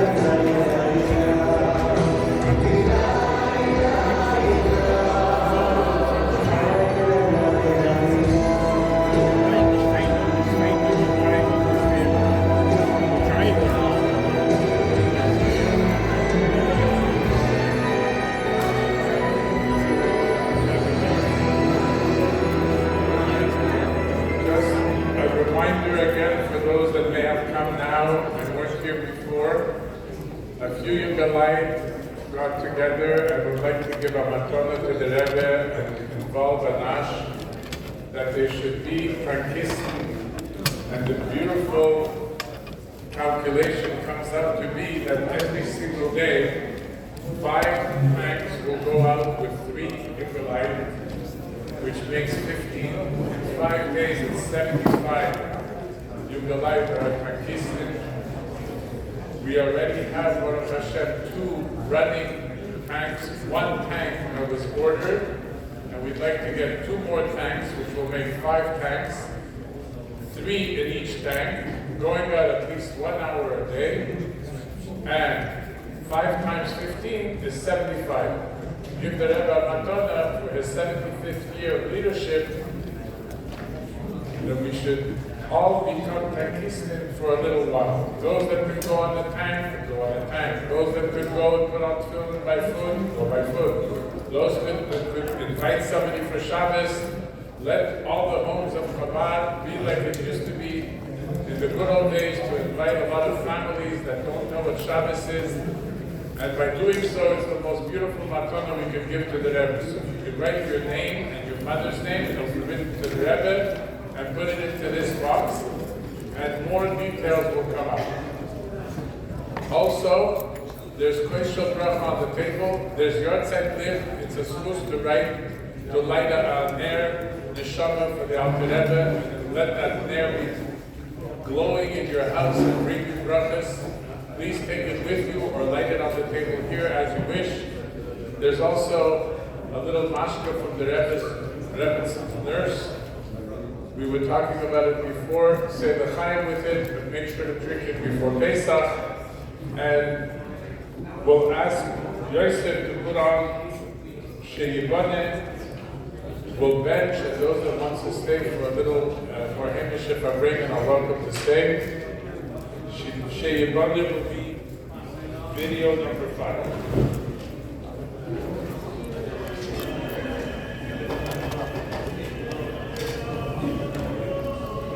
A little louder, Yossi.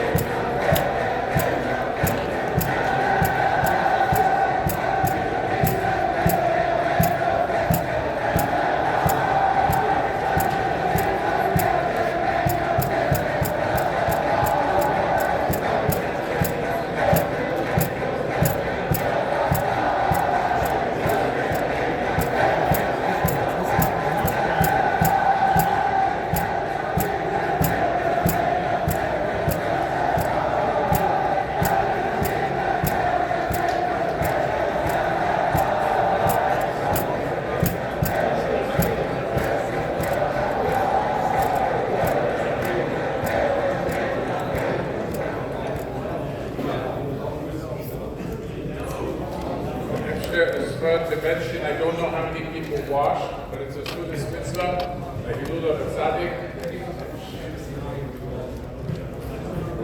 We'll bench, and Yossi, take it up with you, while we're benching.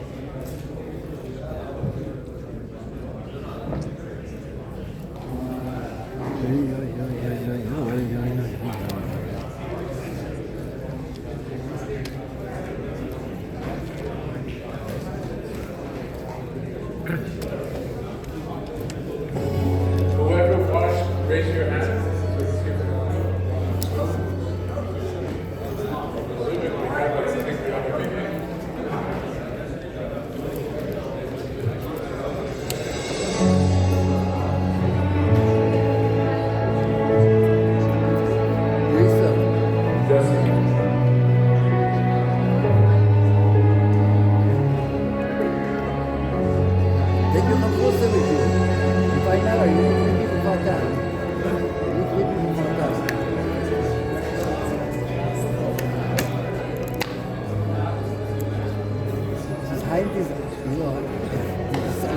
Rabbi Simon will mention, Yishem Adonai Leverach Matam Adonai B'Shus Menat V'Ravad Rabbi Simon V'Rech She'achal V'Mishaloi V'Ravad She'achal V'Mishaloi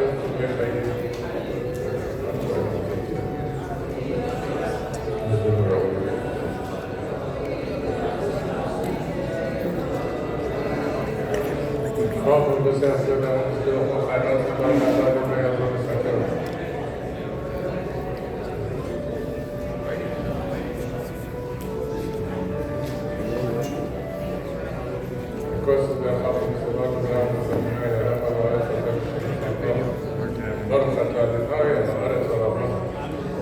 thing is, there's no videos, it's 11 there, 11.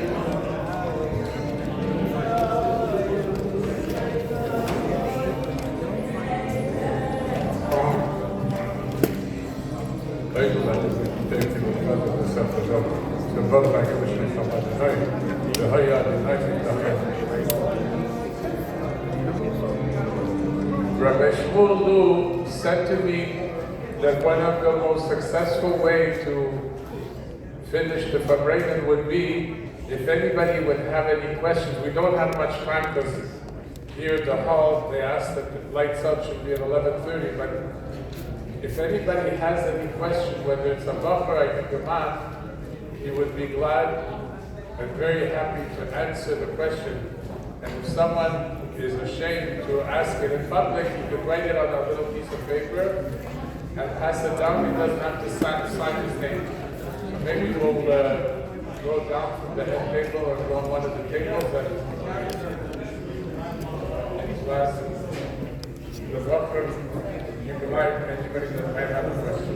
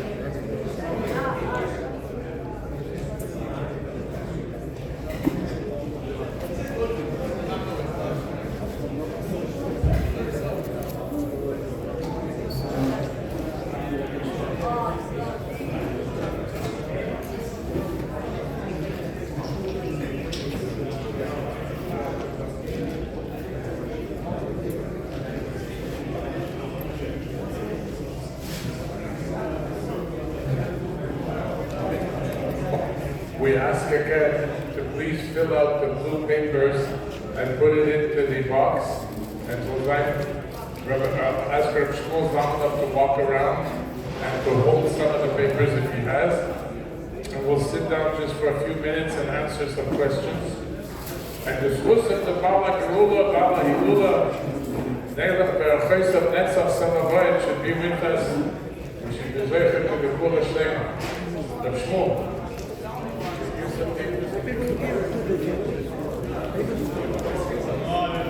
Everybody should make an effort, please, to write your name.